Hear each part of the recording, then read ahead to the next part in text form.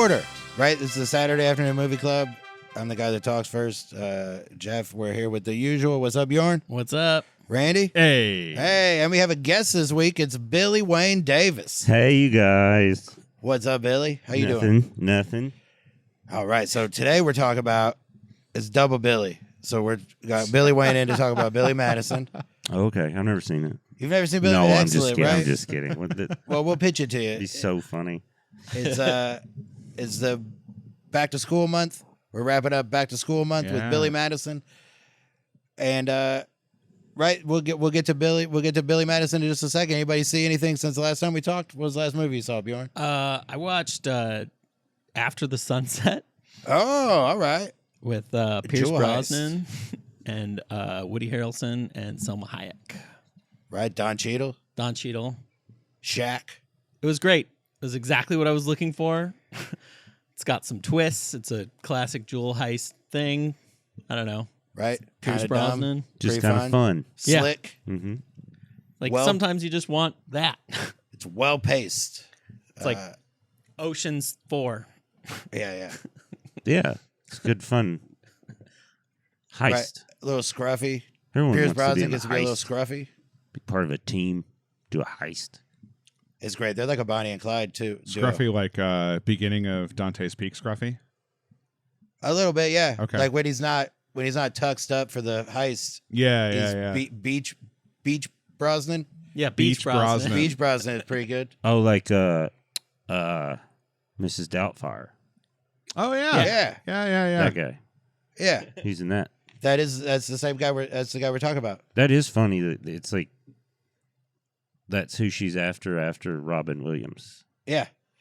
That A doesn't stable. That may be the most unbelievable part of that movie. Is Sally Fields goes from Robin Williams to a Pierce Brosnan. Yeah. That's Why? I mean, honestly, They're very, very different looking people. yes, yeah, and vibes. one is much better looking and doesn't have unchecked ADD. Right. yes.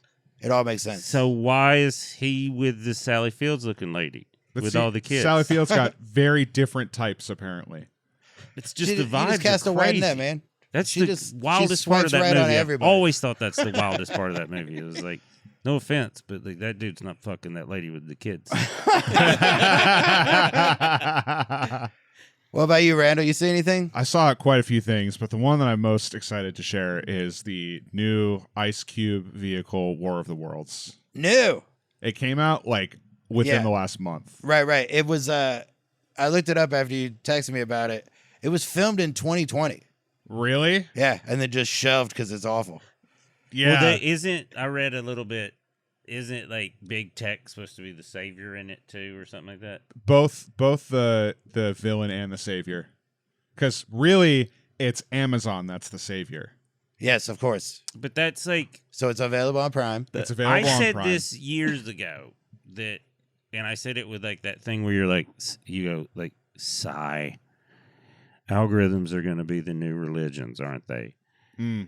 And it was just like other people like me that are just like, yeah, they are. Mm-hmm. And that's what that movie is like. So it's this- saying that big tech is the savior and the villain. Yeah. And that's what fucking religion is too. Yeah. You're 100% on. This movie, first off, the format of this movie, it is told through what is basically an active screen capture of Ice Cube's computer as he is using it, and has either FaceTime or Microsoft Teams up at all times, so you can always see his face as he navigates the computer. And he also has like 4 different news channels up so he can see what's happening. Why, Also, he's why is he cast as the... I have no idea. Everything you're describing is not what Ice... Oh my God! Just wait He's until just I. not that good. I'm no offense. wait until I tell you He's the a good guy story. that plays an Ice Cube like guy. He's that kind of actor. He's not like I'm a tech dude. Right, and in The this, fuck. he's a surveillance guy. See, Wait. this is like Pierce Brosnan fucking Sally Field. It is. Oh, but like in a real life way. Oh, It's So it's wild. a found Zoom call footage. Pretty much. movie. Pretty much. no. So This It's whole like an AI wrote a Oh, some it- wrote I- a fucking premise shit. I wish it was, but knowing it was made in 2020, it would be like Will Smith's spaghetti face writing this story, which like it's not far off. It's not fucking far off, y'all. That's the format of how the story is told. What the story is, and a little bit of spoilers. So the War of the Worlds thing happens, and up until that point, the movie's like you have to buy into this bullshit format. And then you're like, okay, this is like kind of an okay suspense sci-fi thriller. And yeah, then- that story War of the Worlds is awesome. it is. Yeah. It is. Yes. It very much is. And like when they're doing the actual invasion part, I'm like, I buy this enough to feel for the characters. That's about where they That's got me. just a good premise. Which just Right. it's just a good premise. And the the- bare minimum of a movie's job. correct. That's what a Yeah. premise should do. Yeah. Yes. But then they get to the midpoint of the movie where they're trying to figure out how to bring down these tripods, these giant alien ships. And in past movies, it's Which been is, it's we been- do need to figure this out. Oh, They yeah. do keep coming. So in the past iterations of this, they took themselves out because they weren't used to Earth's atmosphere and all of the bacteria that was here. Right. So the It's aliens viruses, just right? died. Yeah. In this one, oh boy, Can we just say that metaphor is also is like you can't survive on our goddamn garbage planet. And it was in 2020, so why didn't they just make it COVID is Yeah, the hero it's- yeah. of it? the aliens die Dude. of COVID. it's so much worse. So we find out about halfway through the movie that the aliens are indeed real, but the reason that they're here is because they eat data. Oh, Good. man. We have so much. Yeah. Just give it to them. Give them That's- some content. God, they'll So- just eat themselves to death. So the reason Couple that of they are TikTok here videos. is because there is a secret government project, like upgraded surveillance, and the government is taking all of the data we have from the data centers, which is causing a surplus in specific locations throughout the planet. And the aliens caught basically when this was happening, heard a dinner bell of all of this data being collected into one place. And they're like, oh, we got to go there and eat its data. So the aliens get here and they just latch on to all of our data centers and feed and just eat all the data. That's it. I love That's what I they know. no do. That matter sounds how great. complicated technology we can make everything, we're still gonna be like, but then they come and they eat it and they shit it out. And you're like, we're still just like these base idiots when it comes down to a lot of it. It's like we figured out how to like make ones and zeros, make robots do stuff. Uh-huh. But also aliens are gonna come eat why you like to buy orange shoes. Oh, You know what I mean? Like Right. All those Kroger cards those are drawing cookies. them in. it is so also I just picture you're doing such a good job describing it, thank you. and it's also making me laugh because I'm also picturing someone with the similar level of exhaustion and I guess like disdain that you have for it, Yeah. pitching it. I haven't even gotten to the best part of Like the you're pitch. you're in front of guys with millions of dollars and you're just like, and then it just eats all our data and they're like, whoa. But And in your head you're like, you fucking idiots. And now I hate you guys. we're gonna make you the millionaire. Amazon Prime. You're my analog for Amazon Prime. Okay. One of these Okay. characters is a Amazon Prime driver. Okay. Oh. Which like fine. That's his job. And then like It is yeah, what it and is. that woman's just in the room while you're pitching this, just beating Jeff Bezos Oh, on yeah. the table. And he's What's her gonna come name? after the second thing. So She's like, yes, this is The- the guy I met that does movies. so the invasion happens, and Ice Cube's daughter is in danger, and he tracks her, and then tracks her boyfriend. It's like, boyfriend, you got to go over to her and help her because she's hurt. She's like bleeding out of her leg. So he gets there, and he's like, you got to find a way to give her a tourniquet. We got to figure something out. We got to stop the bleeding. And he grabs packing tape out of his Amazon Prime truck because you know how they pack packages on the truck. Yeah. So he grabs his packing tape and he goes, that's not going to work. What are you doing? And he looks right into the camera and goes, don't worry. I'm a pro. And then tapes her leg shut. And he goes, see, it worked. And the story carries on. No, you're just saying this to make us mad. You want to? No, You got mad? I'm saying everything this. he's saying is selling me more and more. I can't wait to watch this movie. Here's the next thing. There was a director. There's like a whole. There's a whole person. No, it's like a whole day spent being like, all right, now you get this tape. What kind of tape? Is it going to be like this tape or this tape? And you're like, and then there are people who are like, set this lighting shot up. And then like, oh, we got craft services. Why? So we can do this stupid Amazon thing. So we can make this whole movie. Oh, Billy. It's going to get so much worse. I know it is. One. I know. I'm just setting it up so we can all burn everything down. So the next one, at the end of the movie, in order to get rid of the things, they turned the whole, like, the aliens are going to get sick on a virus thing into, we're going to upload a virus, very Independence Day, right, to their ships, and that will kill them, right? So well, how are we going to do that? Well, you got to get a thumb drive, and you got to transfer it from this place to this place. Just steal same day delivery. Also, oh my God, Jeff, so on the nose. Future technology. But we still got to do it the old way. We still got to do it the old way because they're uploading an old virus, so they have to do it the old way. Yeah. Oh, okay. Billy, you're gonna get so mad when I actually tell you what's about to happen. It's just so he's like, I don't have a thumb drive. Who has a thumb drive? And he goes, oh, the driver. He's like, oh, I have Prime Air. And they're like, no.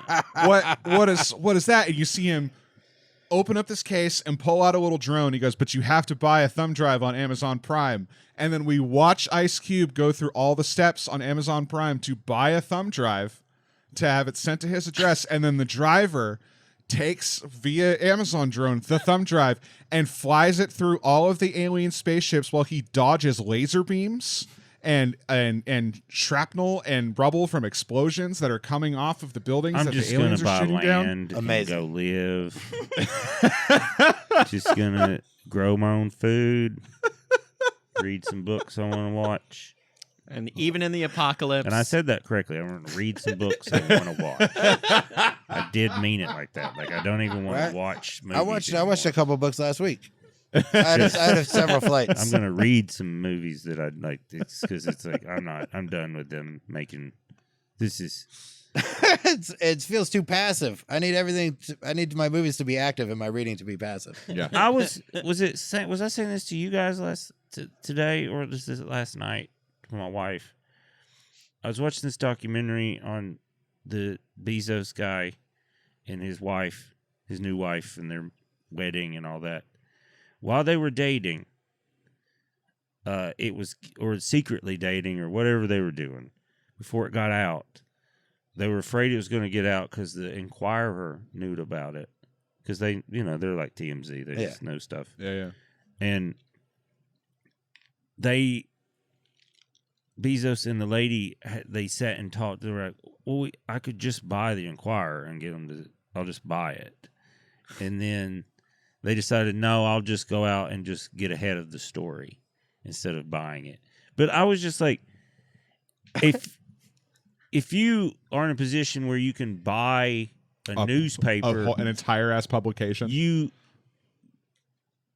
don't get to have that much money anymore because like you're not a real person because your behavior has no consequences anymore. Right. So like he's a bad person. That's like because, and it's not even. Here's the thing: anyone in this room, if you had enough money, we don't have consequences. All of us, all of our brains go to fucking mush when that happens. Mm-hmm. So we have to set up a system that once you get a certain amount of money, that's it. Yeah, he wanted you win because you start doing that to movies. That's all. That's the point I'm making larger with that to bring it back to the movies. Is that's where I'm coming with that is like. Once you start, because that's truly an insane thing, like to even say out loud, is to like there needs to be more Amazon commercials in this movie. To say that, like to even say that, like 10 or 15 years ago, people would be like, "You can't do that. You can't Right, do that in a movie. Like, people won't allow that. And now just be like, no, he needs to do the whole fucking process of checking out. Yeah. To be like, oh, you've lost the plot. Yeah. This shit used to be needed to be subtle, what you were doing. You've lost the plot. Yeah. Because you don't understand consequences. Right. Well, guess what else they don't understand? Plots.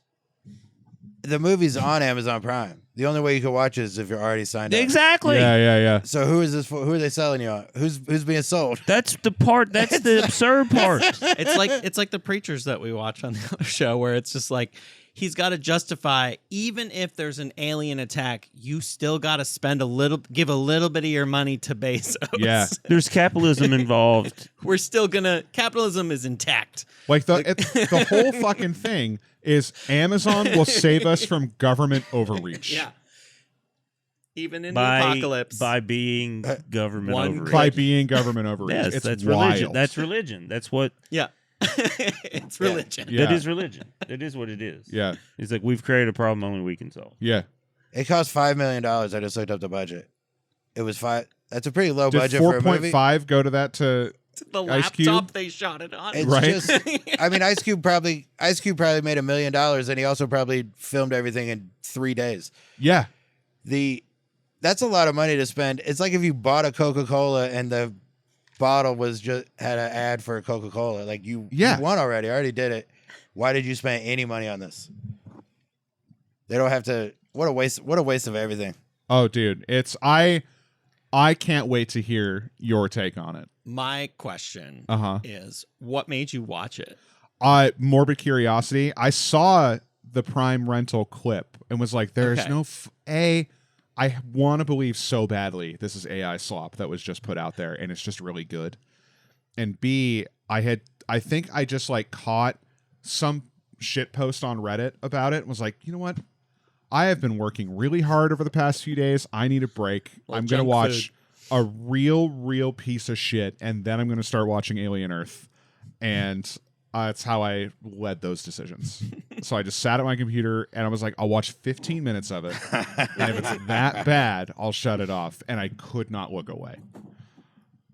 All right. How do you think Ice Cube got involved? I think someone offered him money, and he said yes. He gets free Prime. Probably gets free Prime for Well, or there's like other deals involved. Like, I just imagine he's not doing it for $1 million, and it was like 4 days. I imagine he was like, okay, I'll do that, but I need you to finance this other thing. Or this thing. Because like he's not dumb. He's like. He probably just got like $5 million towards Are We There Yet 4. That's what I'm saying. Like some project like that where he knows, but it's like that Adam Sandler money where it is like, we're gonna make Grown Ups 5, and people are like, who's watching them? Like everyone with kids and every airplane ever, and it's like, remember when Larry the Cable Guy made movies? Yeah. Someone, I remember a bunch of comics were like, "What's it? Who's watching?" Blah blah, and it was like, their management company was flirting with me then because they weren't listening to. They were just hearing my accent. They weren't listening to my material. Yeah. And I was like, "How are y'all making those movies?" And the lady explained it to me, and she's like, "Oh, those movies cost $15 to make. You know what I mean? Like." Yeah. Just like negligible for let's a movie. say, like $3 million to make this movie.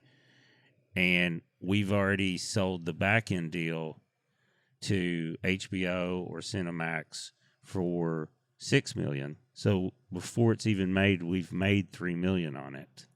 And then when we put it in these places and then around the world, like other countries love slapstick. American slapstick because they don't know, but they know how to fall down. It's like, so those movies, like those Police Academy movies, made billions of dollars because they showed them all over the world. That's embarrassing for everybody. Yeah. What was the last movie you watched, Billy? That was like a movie. Yeah. Usually that's how movies work. I went and saw the Minecraft movie. Oh yeah. Oh, Yeah. okay. Did you like it? Yeah.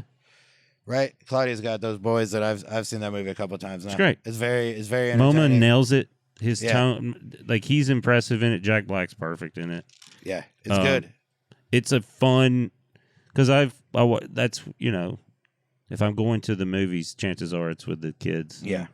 And when they're good stories like that, you're just like, oh, okay, this is quality.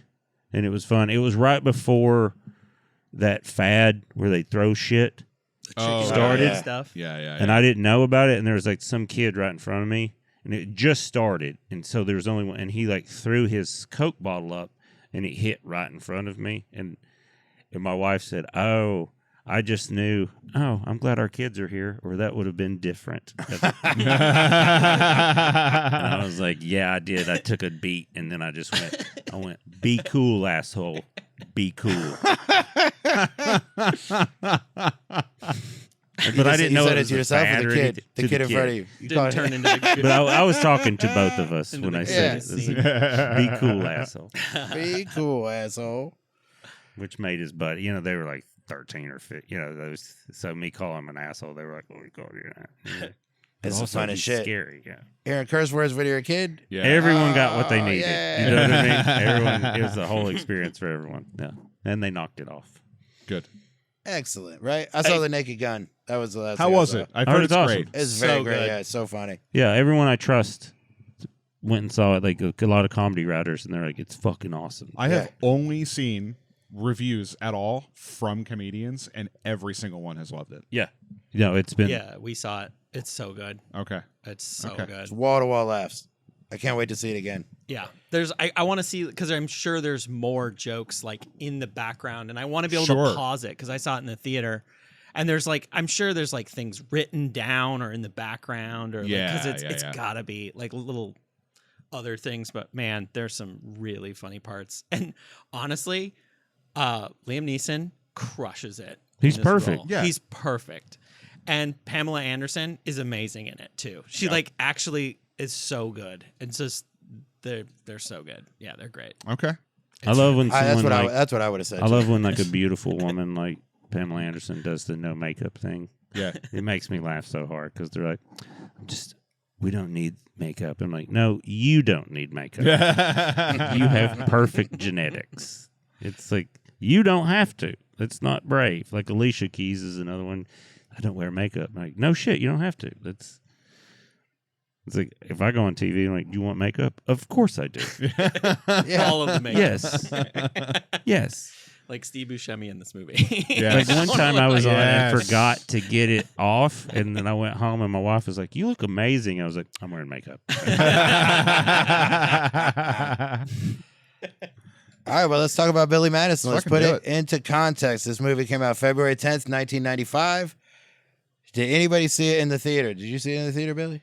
Billy Madison? Yeah. No, not in the theater. No. I did. You guys probably. I didn't. I was I was 5, too young. coming up on 6 years old. I will tell you the funnest day I ever had at the theater was in college. I saw Team America Oh, yeah. and Napoleon Dynamite in the same day, back to Whoa. back, and it was. Well, we saw Napoleon Dynamite first. We didn't know anything about it. It was amazing, and then Team America's team. That was an Yeah. incredible summer for movies because there was like Dodgeball. I feel like Anchorman was that summer as well. No, Anchorman was after. Was it after? Anchorman was after. Yeah, Because I remember that summer was really good for. but I remember that day because we were going to go to a party that night, and none of us could go because we all had headaches because we just laughed straight for like 4 hours. That's awesome. It was all like That's it's one of those amazing, like where I was like, oh, I don't feel good. We had so much fun. yeah. Yeah. I went to that movie with a bunch of friends and our friend's mom because we were all too young to see the rated R movie, and you needed an adult present. That's Oh, man, you cool. just- That's a cool lady. Because she was like, yeah. Like, whatever. Especially for that movie. Yeah. She saw the Jackass movie with us. I remember that too. That was another one. They were IDing people. I got wise when I was pretty young and was like, oh, these teenagers aren't going into these theaters and making sure that everybody there is age appropriate. So I would just buy tickets for like Pixar movies and go to Team America. Go to the that's other one. smart. Yeah. It's Yeah. smart.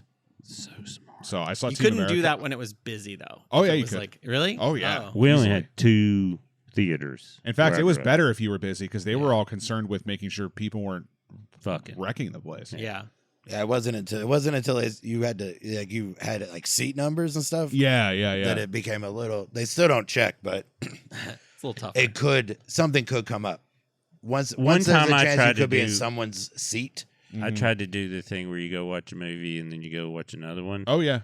And no one bought tickets to the second movie I went to see. the guy came in. He was like, "Hey, I know what you're doing." I was like, well, "I'm just watching this movie." He's like, "No, I went to buy tickets." I was like, "Oh, damn!" And he we He both should have just laughed. let you. No, he was like, "I would let you, but like we don't run them." Oh, When okay. he was Got like it. super. I had a big laugh about it because I wasn't being like, I was just like, no. He's like, we just haven't sold any tickets. I was like, that's so funny. He goes, it is kind of funny. What was it? It was just some action movie. I don't even remember. It was just like I was on the road. Yeah, so it was one of those. It was just. I was just wasting the day, and I was like pretty stoned. I was like, probably like some Tom Cruise action, Liam Neeson, one of those where I was like, Taken 2. yeah, something like that, yeah. where I was The just like, commuter. and it was like 3 p.m. on like a Thursday. Yeah. So I walk in there and he's like, "What are you doing?" I was like, "I watch this movie." He's like, "No one bought tickets." Damn it. That's incredible. Well, all right, let me get to where. What the hell? I'm All not right. cutting this. No, don't cut Put it. it on I'm not there. gonna. I just lost the page. Right, somehow that I couldn't get back to it. But so The February 10th, aliens would have won.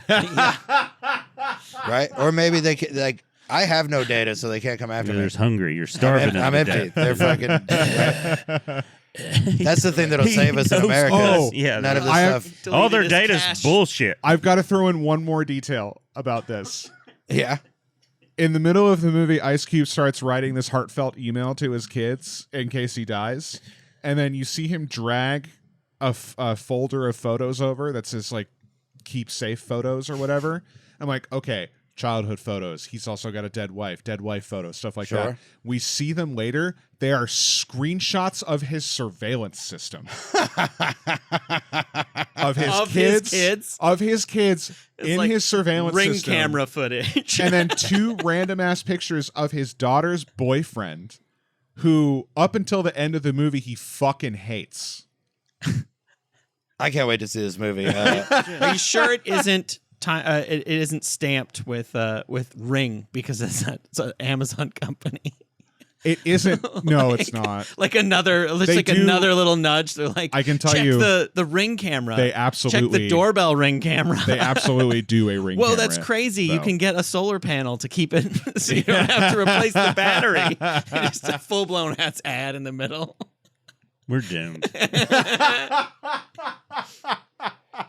We're so- Billy, we always were. Yeah, I know, Uh, but it's not. It's Now we not have in like a fun way. you know, like the It used to Amazon be like trucks. we were doomed in like a grandiose fun way. Now We've it's got just it. like Yeah, the it's most boring shit you've ever. It's Yeah. like We've too got- many ones and zeros. We're gonna die. And you're like, I hate you guys. 87 minutes of proof that we are doomed.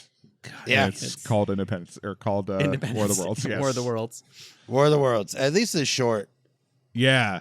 right? 87 minutes is 83 with the credits, Uh huh. That's all right. Yeah. right? That's less than 2 Magnums. February 10th. That's how I judge I know, time. I know. Billy Madison we all knew what debuted. you meant, man. Right? Billy Madison debuted at number 1. Pretty wild, That but makes only sense. 6 million. That was his first one, though, right? Now, I think that's his first starring role. it's his first. Yeah, it's the first starring role. Because Airheads was not too long before that. Airheads was a year before. But that was Brendan Coneheads Fraser. was that 2 was years Brendan before. Fraser and Steve Buscemi. Yeah. Yeah. This was the first like Adam Sandler movie. Yeah. The Bulletproof is right around here with Damon Wayans. Uh-huh. Oh yeah. And then once Happy Gilmore came out, it was just Adam Sandler movies from then Yeah. on. So Billy Madison, number 1. The Quick and the Dead also came out that day. Number 2. Legends of the Fall. Boys on the Side. Dumb and Dumber. Oh, wow. Nobody's Fool. In the Mouth of Madness. Murder in the First. The Jerky Boys. And Highlander, The Final Dimension. That was the top 10. Was Dumb and Dumber premiering, or is it just on the charts? Dumb and Dumber had been out for 9 weeks. So And it was number 4? it was number 5. Number 5 still. That's great. Still, for a comedy, That's really that's good. huge. Yeah. I remember, I will say this, not liking Dumb and Dumber the first time I saw it. Mm-hmm. And I don't remember how old I was, but I just remember being like at that age where I was like, no one's this dumb. Uh-huh. This is so stupid. But then the second time I watched it, I was like, this is the funniest movie I've ever seen. Because you got what they were, I really understood what they were doing the second time, where the first time I was just like, I needed it to be more grounded, I think. And then the second time I was like, no, this is fun. This is good. I'm going to talk to you about that more after we're done with this. But I will too, because I saw Dumb and Dumber in the theater 2 days in a row. And then I didn't see it again until I watched it right before the sequel was coming out. Mhm. Oh, wow. Not the prequel one, but I waited Yeah. like 20 years and there was like, oh, this is coming out. The trailer made me laugh, so I went to watch it. And I watched the whole thing with like my jaw dropped at how I just didn't think any of it was funny at all. Still? No, The- it's the first one? the first 2 times I 2 days in a row because of how much I liked it. And then I just didn't again. And then when I watched it 20 years later, I didn't like it at all. I didn't Really? laugh once. Whoa. So maybe I should watch it again, see what happens this time. But who knows? That's one of my favorite fucking comedies. I love that movie. But still, Billy Madison Billy Madison. debuted at number 1. That's pretty impressive. Yeah. It has a 6.4 IMDb rating. Roger Ebert did not see it. And the Rotten Tomatoes is 40% critic, 79% audience. Sidetracks. Yeah. This is definitely a movie for people who watch movies and not people who critique them. Well, it also, Lauren didn't produce it. No, it wasn't. People don't I think a lot of people miss that too, is like he didn't like it. No? He didn't want to produce it. And then Adam was like, I think it's really fucking funny, and went and got his own money for it. Yeah, and that's the guy Simons or whatever. Robert Simons was the first, and then That's that also guy's why been in, Adam has more money than everybody else. yeah. Mm-hmm. From He did SNL. that. That is. Well, he knew what he was doing. This movie stars Adam Sandler, of course. Darren McGavin plays his dad, the Mm-hmm. Christmas Story dad. Bridget Wilson plays Veronica Vaughn. Bradley Whitford. The casting's excellent. It really Yeah. is. And then there's a lot of possibilities for the other 3. The dad, the principal, and Eric. There's a lot of possibilities for those, which is kind of fun. Well, it's one of my favorite writers, Jim Downing's. His just little cameos in it are Yeah. fucking fun. That's when I was like, I remember watching it being like, who's this dude? And then I looked up, oh, he happens to write a lot of the SNL stuff I love too. Yeah. Who was he in this? He's like, that is by far the dumbest answer I've Oh, ever heard. yeah. That's Jim Downey. He writes a lot Christ, of dude. the great political stuff. Okay. And then he wrote all the Norm Macdonald Weekend Update stuff. Okay. It was him. Yeah. and Okay. Norm. Yeah. Yeah, he's a great writer. He's brilliant. Yeah. He in the when I was looking this up, that line that we are all dumber for having Mhm. listened, that's a line he would say every time Farley would pitch a sketch. I love hearing that. That's incredible. Right, so the casting is perfect and is luck. Yeah. Because the people that they wanted to play Carl, who's the tall Yep. the tall guy, the nice guy Yeah. that works, they approached Robin Williams, Chevy Chase, Steve Martin, Bill Murray, Harry Shearer, Peter McNichol, who was in Ghostbusters 2. He's a little wormy dude in Ghostbusters 2. All those people. The only person in that lineup that I would trust with it is probably Harry Shearer. Everybody else is too big for that role. I think he could do it. I mean, Michael Richards could do it only because those two guys were interchangeable. Sure. Ryan Stiles. Ryan Stiles could do it, Stiles would have been great.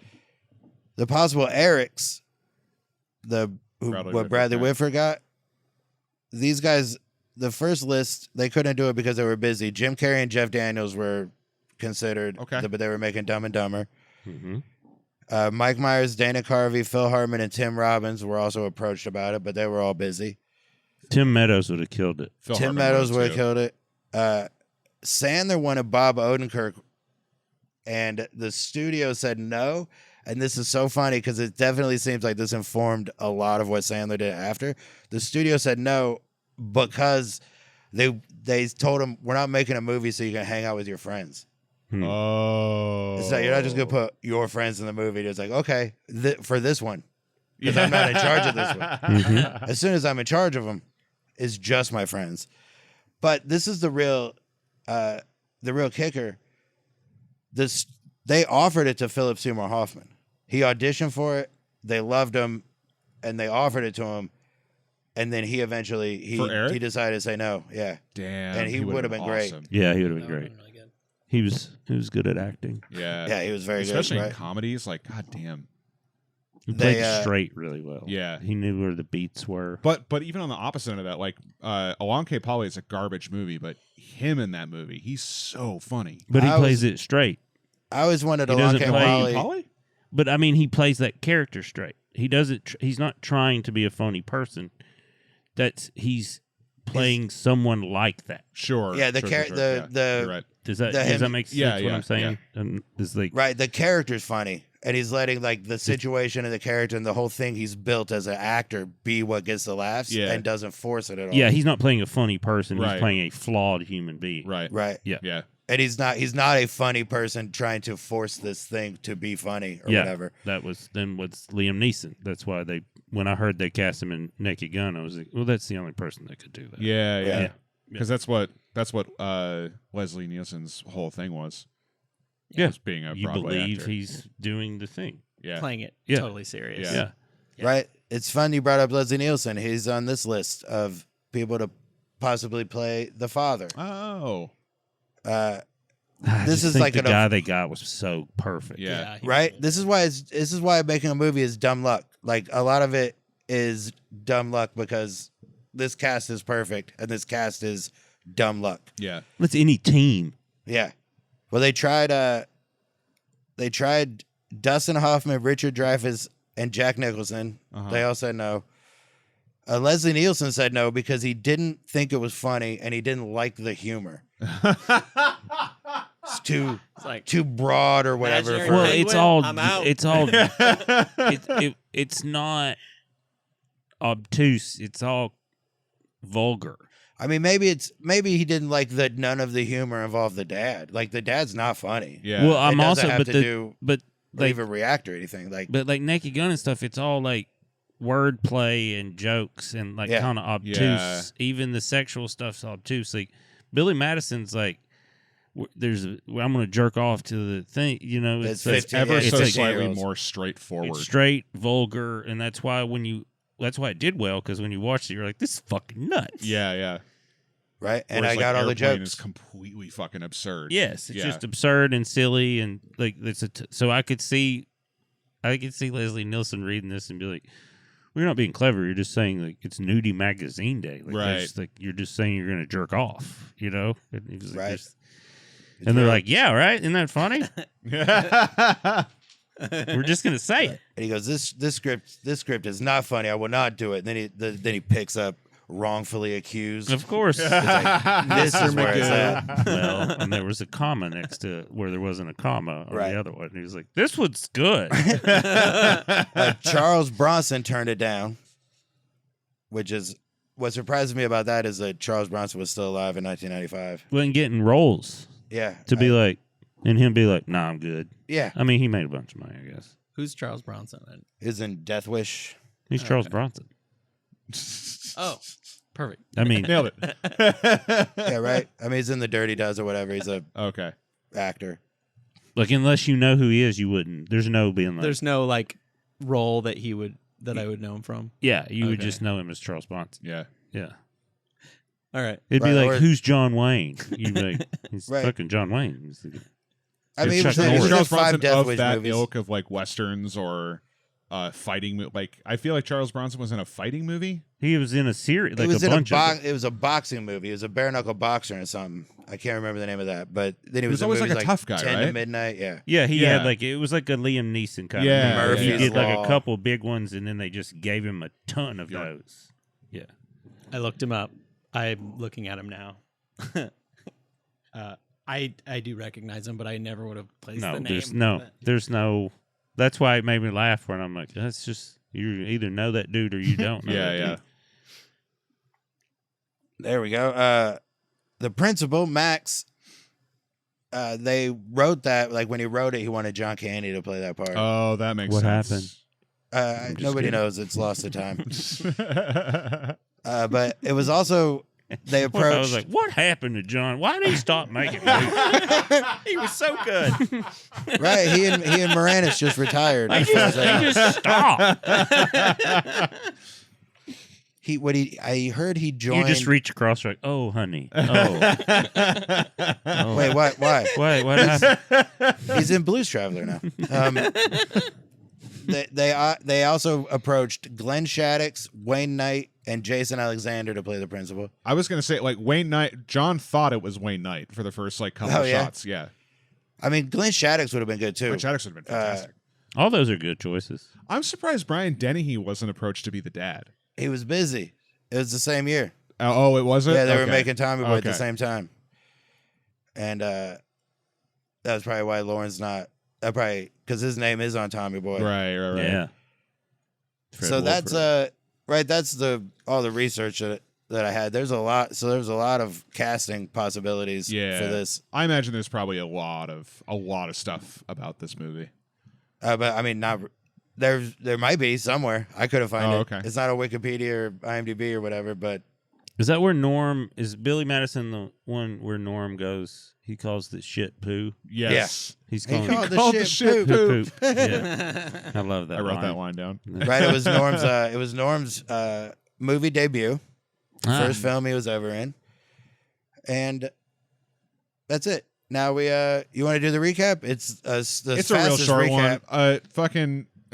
There's almost a quote. Like there's like there's a Sandler line in the movie that is the recap, and I can't think of it, but but it's just the pitch to his dad. oh yeah, What if I? it's a drunk idiot who is set to inherit his dad's hotel chain. Decides, or the hotel chain is about to get given to one of the dad's like assistants or whatever. They The don't really evil make- one, right? Huh? The evil one. The evil one. Yeah. They don't really make clear what his role is, aside from he's high up. He's a high up right hand man to the dad. Very dark office. Very dark office. Lots of cherry wood. But yeah, dad decides he's going to give it to the assistant because his drunk son is a drunk idiot.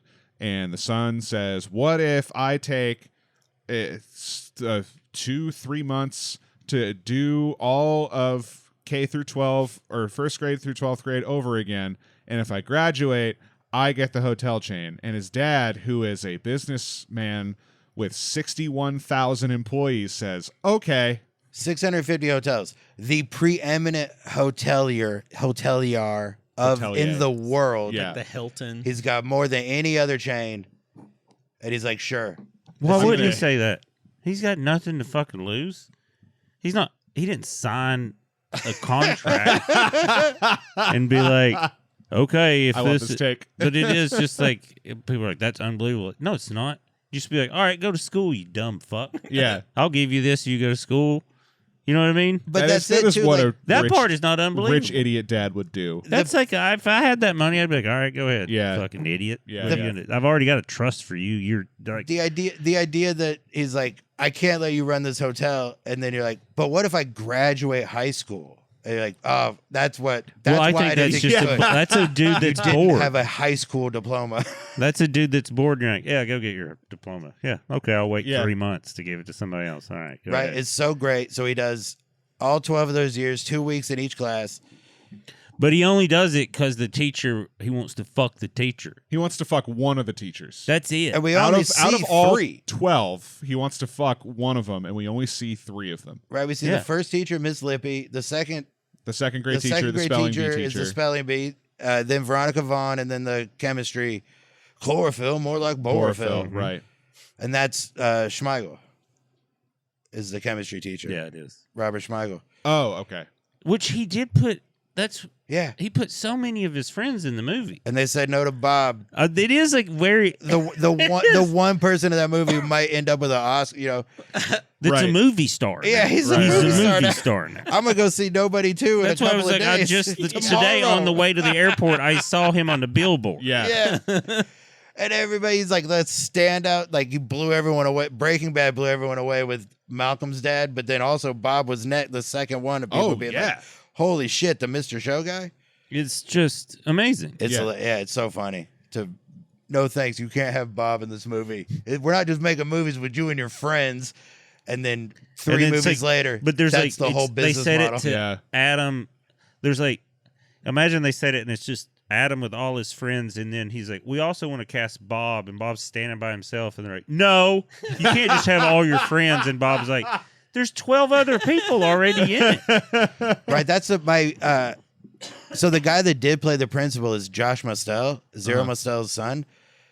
And once they couldn't get like Jason Alexander or whatever, once like the people the studio approach said no, Sandler was like, get that guy, only because of how much he loved the producers. He was like, his son's an actor. We should get his son. Like, he just wanted to meet that guy. So it was like, my friend is this guy, my friend is that guy, my friend is this guy, my friend is that guy, and this guy is played by a guy I just want to meet. Just take a picture with Zero Mostel's kid. I mean, you're just describing so much of Hollywood. But Sandler's business model, I love it. It's up there with like some of the movies are real misfires, but some of them are fucking Keenan Ivory Wayans is one of my kind of a hero to me. I love how he just did stand up. It was like, oh, my family's funny. Let's make a show with them. Then he just wanted to be an action star, so he just wrote some action movies in the 90s and just did it. And then fucked off. They're not the best. That's what Sylvester Stallone did too. Yeah, but Sylvester Stallone's still making movies and they're and shows, Sylvester and they're Stallone. bad. Well, that's Only just because did he's that. on HGH. And all That's those, what's wrong with Rambo. Well, all those Yeah. dudes any of those dudes that start doing testosterone and HGH in their 50s, what that does is it messes their brain up, and they think that they're fucking 25 again, but they're not. They look like idiots. Yeah. And you do feel good in your, it's a new puberty, but it's like it's so bad for your fucking brains. It's fucking RFK Jr., all those idiots. Yeah. It's what's weird as fuck to me is I played junior college baseball at a high level, and I didn't use steroids, but a lot of motherfuckers did, and I understood why they did. But I didn't think that when I got into comedy and it got to a high level at that motherfuckers be on steroids. It's the dumbest fucking shit I've ever seen. It's even dumber than baseball because at least the baseball one, there's a benefit. There's a noticeable. They're trying to get to fucking make millions of dollars. Right, there's a tangible benefit to doing it. That one made sense. I just want to be strong and funny. Yes, this makes no fucking sense. It's just bad for your health. Which is crazy too, because It makes your chest weird. It puffs up your chest like you're squeezing a balloon. Because it gives you a second puberty and all your organs and stuff grow again. It's why fucking Barry Bonds got his head changed size. Yeah. You look like a toothpaste tube that's running out. And so you squeeze it up from the legs. So you got these little fucking chicken legs and then that big chest with the whole half a tube of toothpaste is just right here behind your HGH. Which it's wild to me because, correct me if I'm wrong, as professional touring comedians, you have a fair amount of free time during a lot of the days. Yeah. Sometimes. Yeah. So maybe We're like downplaying it because our significant others might be watching. We are busy. We're busy. It's pretty busy. But you have enough time for a brisk walk and some weightlifting. Oh, to keep yourself in shape. I can train for a fucking marathon on the road. Yeah. So, maybe do that. That's hard though. It's That's not. I don't. It's It's the dumbest shit. It's beyond dumb because like I didn't do it in college, but I understood why my friends were doing it, and you could see the benefits. Yeah. Yeah. Now most of them end up getting hurt and stuff because they're 20 years old. None of them are actual doctors, Right. So they don't know what they're fucking doing. But there was some benefit to some of them. There were dudes that I was naturally better than that I couldn't compete with anymore when they got on it. That was kind of frustrating to be like, I'm better than you. But in baseball, a lot of it was like where steroids really helped, I thought, and the guys didn't really realize, it made you really strong. Your recovery time was really fast. Yeah. Okay. So that's like, in baseball, you're just out there for a long time. Right. So you're just worn down. And then I remember the day I noticed it was like the first fall I was playing. It was my freshman year. And we had been practicing. So a lot of cuts had been made, and we'd pretty much down to like the core team. There's still like maybe one more round or whatever. Yeah. And we practiced for like 6 or 7 hours. And that's the thing about junior college. There's no rules. There are some, but they can't enforce them or whatever because there's no money. So like D1, you can only practice 20 hours a week. That's not JUCO. You just fucking out there. So we practiced for like 6 hours. I'm coming off the field. I was a catcher. I'm dragging. I was like, God damn. And we walked by the fucking weight room, and there's 8 dudes in there lifting weights like we didn't practice. They're just in there like, wah, wah. And I just remember talking to another guy and be like, what in the fuck? I was like, I know I'm in incredible shape. Like, I took care of my dad was a football coach. I was like, those are animals. I don't understand. And it was my buddy. He goes, what are you talking about? He's like, they're all on steroids. I was like, oh, thank God that's not natural. Right, it just took the place of greenies, man. It was Right, the 70s and 80s, they were just taking greenies. They're all on amphetamines. Yeah, and just barbiturates. Yeah. to stay awake. It's just being awake. When I was playing college around the time of Sammy Sosa and all that, when they were, it wasn't cheating, it was the way. Right, I remember right. calling my dad and telling him that. I was like, Dad, steroids aren't cheating anymore. It's just the way. And he goes, it'll just fuck your body up. Yeah. And I was like, all right. And so I just didn't do it. He also said, he was like, none of those kids know how to. He's like, none of them are doctors, and you're not getting a doctor to do it too. And I was like, that's a good fucking point. Yeah. Yeah, they're just doing drugs. Yeah. But They they've bought told off the themselves- internet. Yeah. It's even less. In junior college. Before Amazon. Yes. Right. This is probably before I even was really all that aware of the internet. It was. Before you could get it from a podcast. Right. Before Sponsor. Joe Rogan was TRT. Right. Just scan the QR code on your Sirius Dash. Where were we at with the movie? What's Al's favorite Adam Sandler movie? If you had to pick one. Happy Gilmore. I really like Well, sorry, go ahead. Big Daddy. Yeah. I think it's like sweet. It is. Yeah. It's, Yeah. It's like it makes me feel nice when I watch it. It's also funny, but it's like Rumpelstiltskin. That's a funny line. You got rum in there, Rumpelstiltskin. It has the most bonkers third act. Of course, yeah. It's sweet and yeah. I mean, it's tough to accurately answer that because like Happy Gilmore is my favorite Adam Sandler comedy. Like comedy, yeah. Favorite overall is probably Uncut Gems, which is just a fucking great like actual movie. But I don't even think that's an Adam Sandler movie. That's kind of the thing. That's brother. What's those brothers? That's a movie that Safdie Sandler's brothers. in. Yeah. Yes, it's Right, a and Safdie brothers movie. So that's I guess okay. Right, you Comedy. split the difference. That movie Hustle kind of splits the difference. So are we saying that an 'Cause it Adam brings Sandler in- movie is like an Adam Sandler movie. okay, all right, then it's Happy Gilmore. Happy Gilmore. Yeah.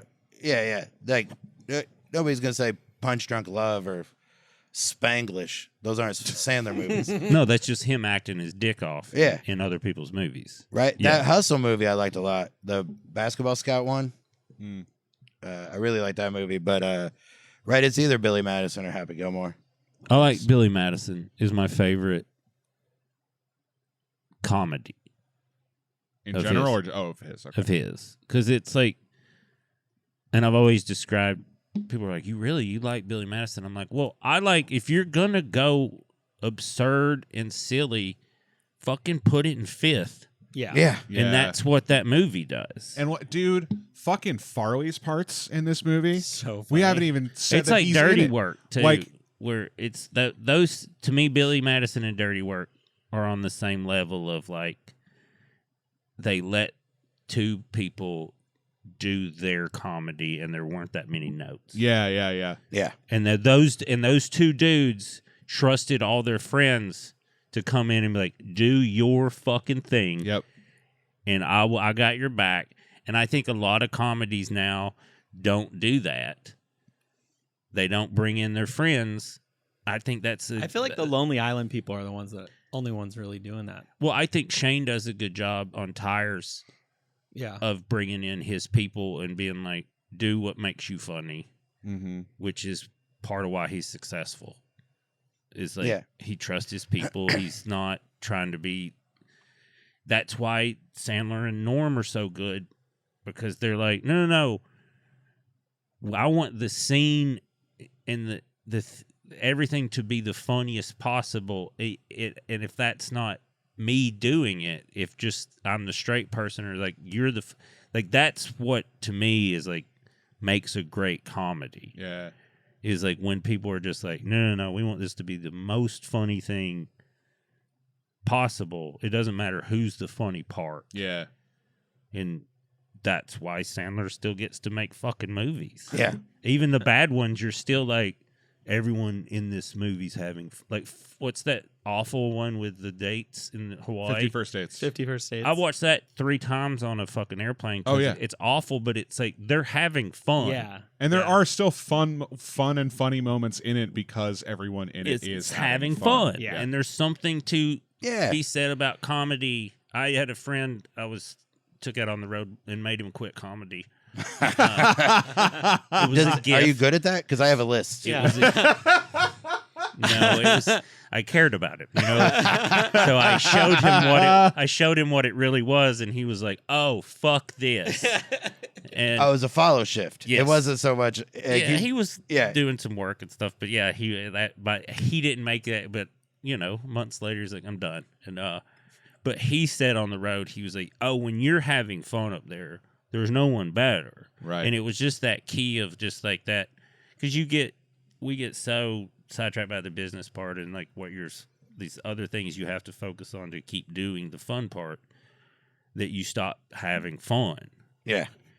And it's like, that's also when like all these other guys like Sandler and these silly dudes are like, I do love them because it's what it is. Yeah. They're just having fucking fun. It's like Bobby Lee. I can't tell you a Bobby Lee joke, but but when that little fucker comes along, you're not like, you're always like, hey, it's Bobby Lee.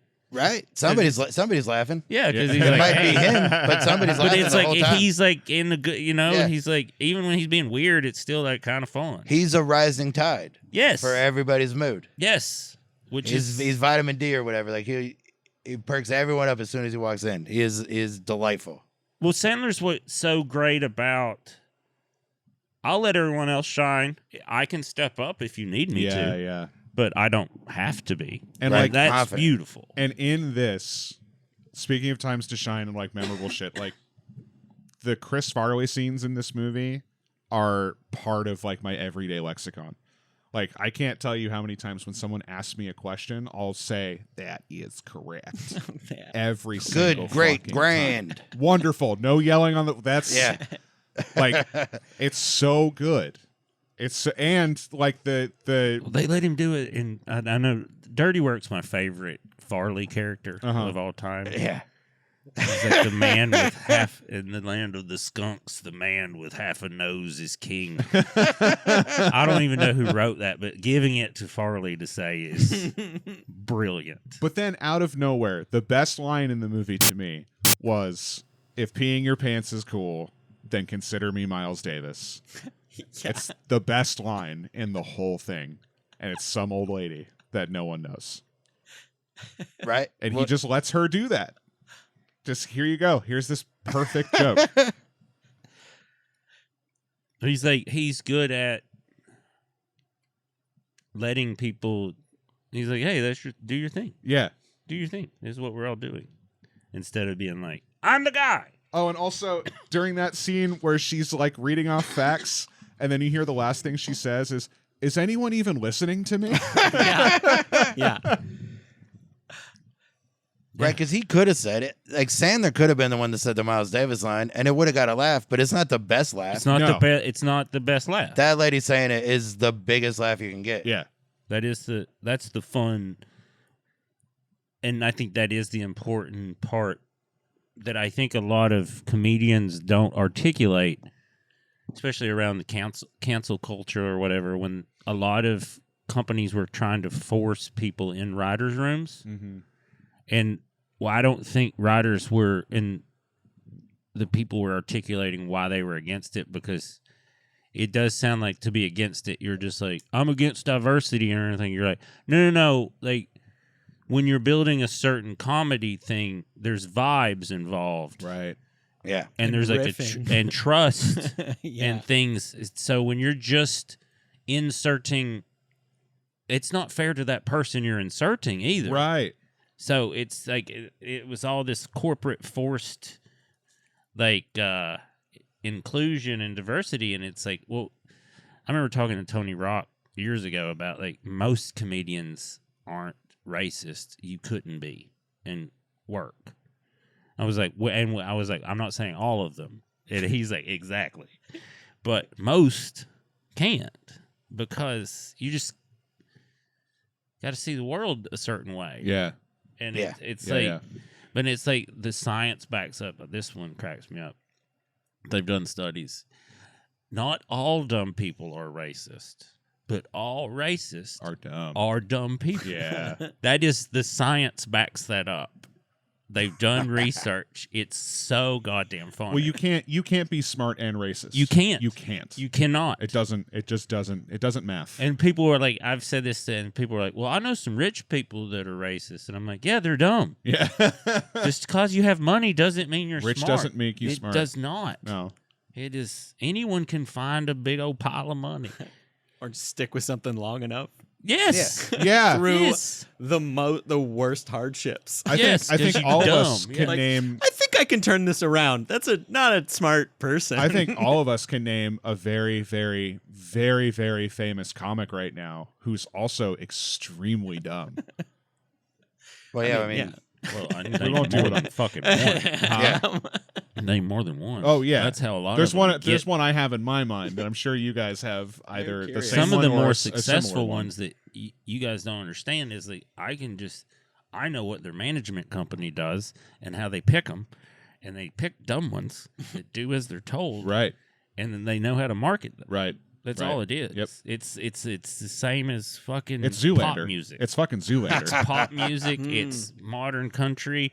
They can do it's pop comedy is what it is, and it's fine. It's but weird that's what to it is. think of comedy being separated into genres like that. It needs to be, and It that's does. where Yeah, a lot it of does. the Yeah. fucking.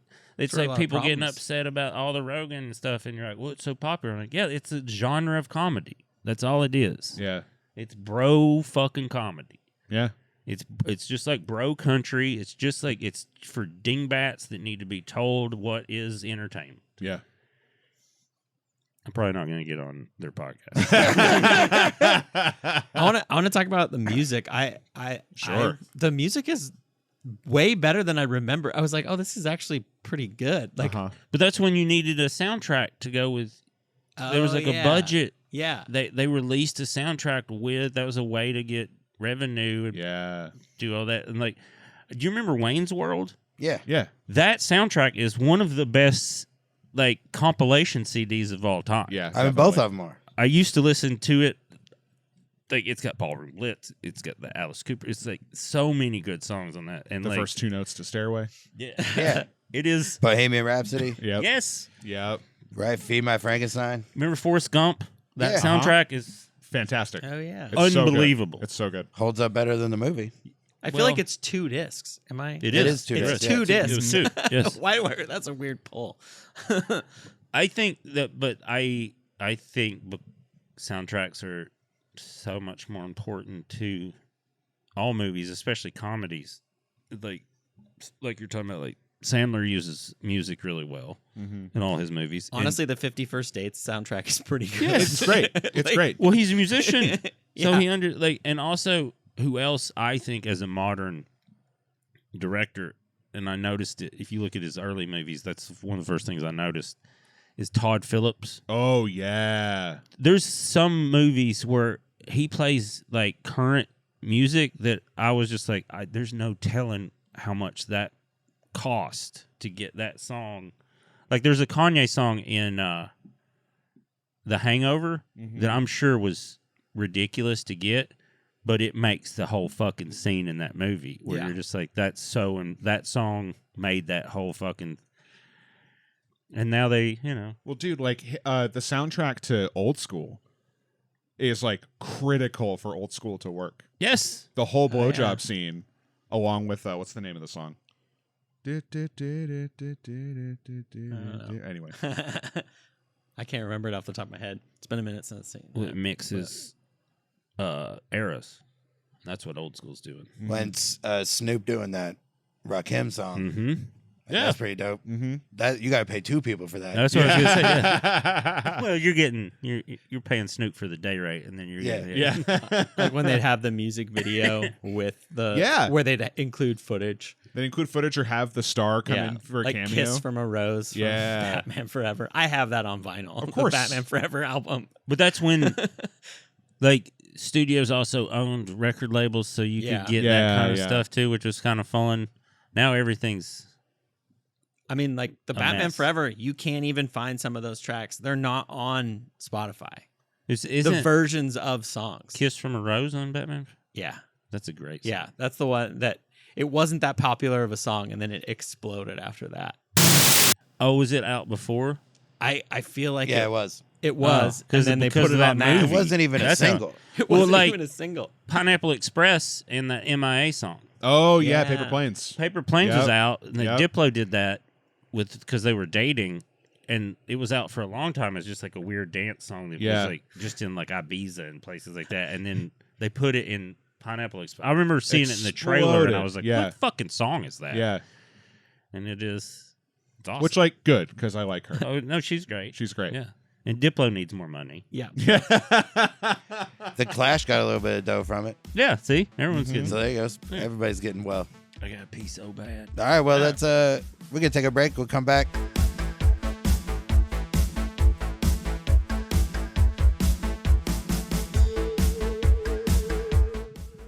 All right. You have the questions list? I do, but before we get into it, are we doing the game, the Frank Berman game? Yeah. Who are we connecting? Because I don't know what's happening. It is we're connecting Adam Sandler to Tom Everett Scott, okay, the lead of Dead Men on Campus. I got mine in one. They're in the same movie together? Huh? Or Sorry, they're just two. one in between? One in between. All right. I might need to. I'm being overwhelmed.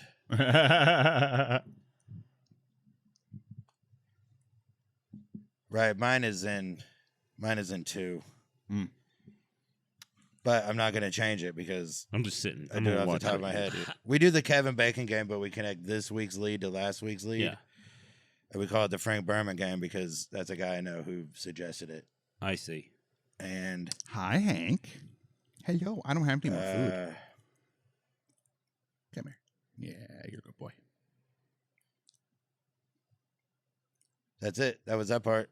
We're leaving Yes. that in. All right, I got it off the top of my head, and I remember that this guy's in it. Did you do it? no, Okay. and I'm not going The I did it other- real quick, and I was like, "Oh, to. I don't. that's a think pleasant surprise." it's fine. The other questions, like we shouldn't do recast because there's nothing to recast. Who got the most out of it is is something to talk about. I feel like The recast one works with things like bestseller, Yeah. or like movies like this that are huge. What are you gonna do? Yeah, right. I mean, What the fuck are you gonna do? You're not recasting Sandler and everybody else fit in perfectly. Right. Yeah. Okay. He's a point guard. Yeah. Mm-hmm. I don't know what that means. Right, he's but Magic Johnson. Everybody's better. he has AIDS. No. Oh. There's several aspects. First of all, it's undetectable. I didn't So say it was. I didn't does say he it was technically- detectable. Does he? No, he's undetectable. Yeah, I know. So does Well, that, they have does he still a AIDS? they have medication now that if kids are born with it, they give them that, and then it's I mean, after a certain up until very treatment, recently, it's undetectable. They don't have it. there's like an actual vaccine that's like damn near done. Yeah. And then RFK was like, haha, fuck you. And Yeah, There's we don't also like they also think they have one for cancer too. yeah, I saw that. So and that that's a different podcast. Yeah. All right. You want to bring us back in? Yeah. All right, we're back. Billy Madison, we're going to do the questions part now. This is the Yeah. questions part. For Billy Madison, what you got? Well, first of all, it was halfway through the movie. I was like, oh, she's in Mortal Kombat. Oh, shit, that's who that is. Oh, fuck. It's Sonya It's Sonya Blade. Wait, is yours real right now? Is yours real? I was so excited when I was like, oh, Is my that's- reaction real? Yeah. Yeah. Okay, I I thought you totally were didn't just- put that together. I thought you were pretending to be him yesterday. No. That's me. And I guess she's from Oregon. I found out. Oh, Some okay. small town in like Two. Oregon. The Veronica Vaughn. Veronica. Bridget Wilson. Bridget Wilson. Uh-huh. Yeah. Oh. Bridget Wilson Sampras now. Yeah, she married Pete Yeah. Sampras, right? Yeah. Pete Sampras' wife. She's so pretty. She's Yeah. very pretty. All right. I think this is a fun one. What was your favorite part like when you were younger and you saw this movie? Stop looking at me, Swan. Oh yeah, Conditioner is better. Yeah. That whole bathtub scene. I laughed so hard when Uh-huh. I was 15 or whatever. Same. To me, it's he's calling the shit poop. Yeah. Yeah. It was still Yeah. it was my favorite line then. The It's my favorite line. musical when it breaks, like when the whole cast does a Uh-huh. song at the end. Do you have any more gum? Oh my god, It worked out. it's so weird, and it's probably the weirdest thing I laughed at that time. That song, whenever I watch this movie, that entire musical number gets stuck in my head for a few weeks. Like I have been running through that song the entire time we've been recording. That's awesome. I liked the jet skis in the pool. Yes. I was so excited about that as a kid. Okay, and then favorite part now, like with like a rewatch. as an Farley's everything with Farley. adult. Yeah, that was funny. I did rewatch it recently, and what was the part? I don't Here- think anything has changed. I still laugh so hard at the. I think Conditioner is better. I like the hair shiny and smooth. I loved it when I was younger, and I knew it was coming, and it still makes me laugh. Is when Sandler's like, "I'm glad I called that guy," Yeah. because it's just such a beautifully simple joke Mhm. callback. Yeah, Even as a child, I was like, it's good. And then as a professional comedian, you watch it, you're like, it's flawless. It's just Yeah. flawless. perfect. Yeah. My favorite line in the movie is right at the beginning when Billy goes, "What day is it?" and Norm goes, "October," Yeah. because that's a Norm joke, That is Yeah. a Norm joke. Yeah. and it's so funny. And could he even possibly be correct? Is it Yeah. October? I have no idea. Yeah, we don't know where this takes place, so it could just be Southern California in October. I read that they shot it in Toronto That wouldn't shock me. at actual schools. Mm-hmm. Yeah, but so it's not set in Toronto. No. It's not set in Toronto, no. One time I found when I lived in Washington, I was wasting time, Yeah. before a show in Tacoma, Yeah, and stumbled upon the 10 Things I Hate About You school. yeah. Oh, okay. It fucked me. It fucked you up because that school looks crazy. It was like I think it was like a hospital or something. Something first, like that. right? Yeah, it was something else, and then they turned it into this really beautiful school in this beautiful location. it's breathtaking. And when I saw it, he's like driving, I was just like wandering around, and then you see it, and you're like, oh my God. And then you're like, oh, that's why they put that in a movie. Yeah, it is. Like the football field overlooks like the bay. Yeah, like it overlooks, the. Seems a little out of Puget place Sound. for Tacoma. Yeah, that's also Yeah. why, but Tacoma was like a dope place for a long time. Yeah. Because of, it's like Cleveland. Right? Yeah. It'll come back. Everything comes I back. love Cleveland. I do too. I have a good time every time. Yeah. My favorite line in the movie is if there's any attempt by either to cheat, Yeah.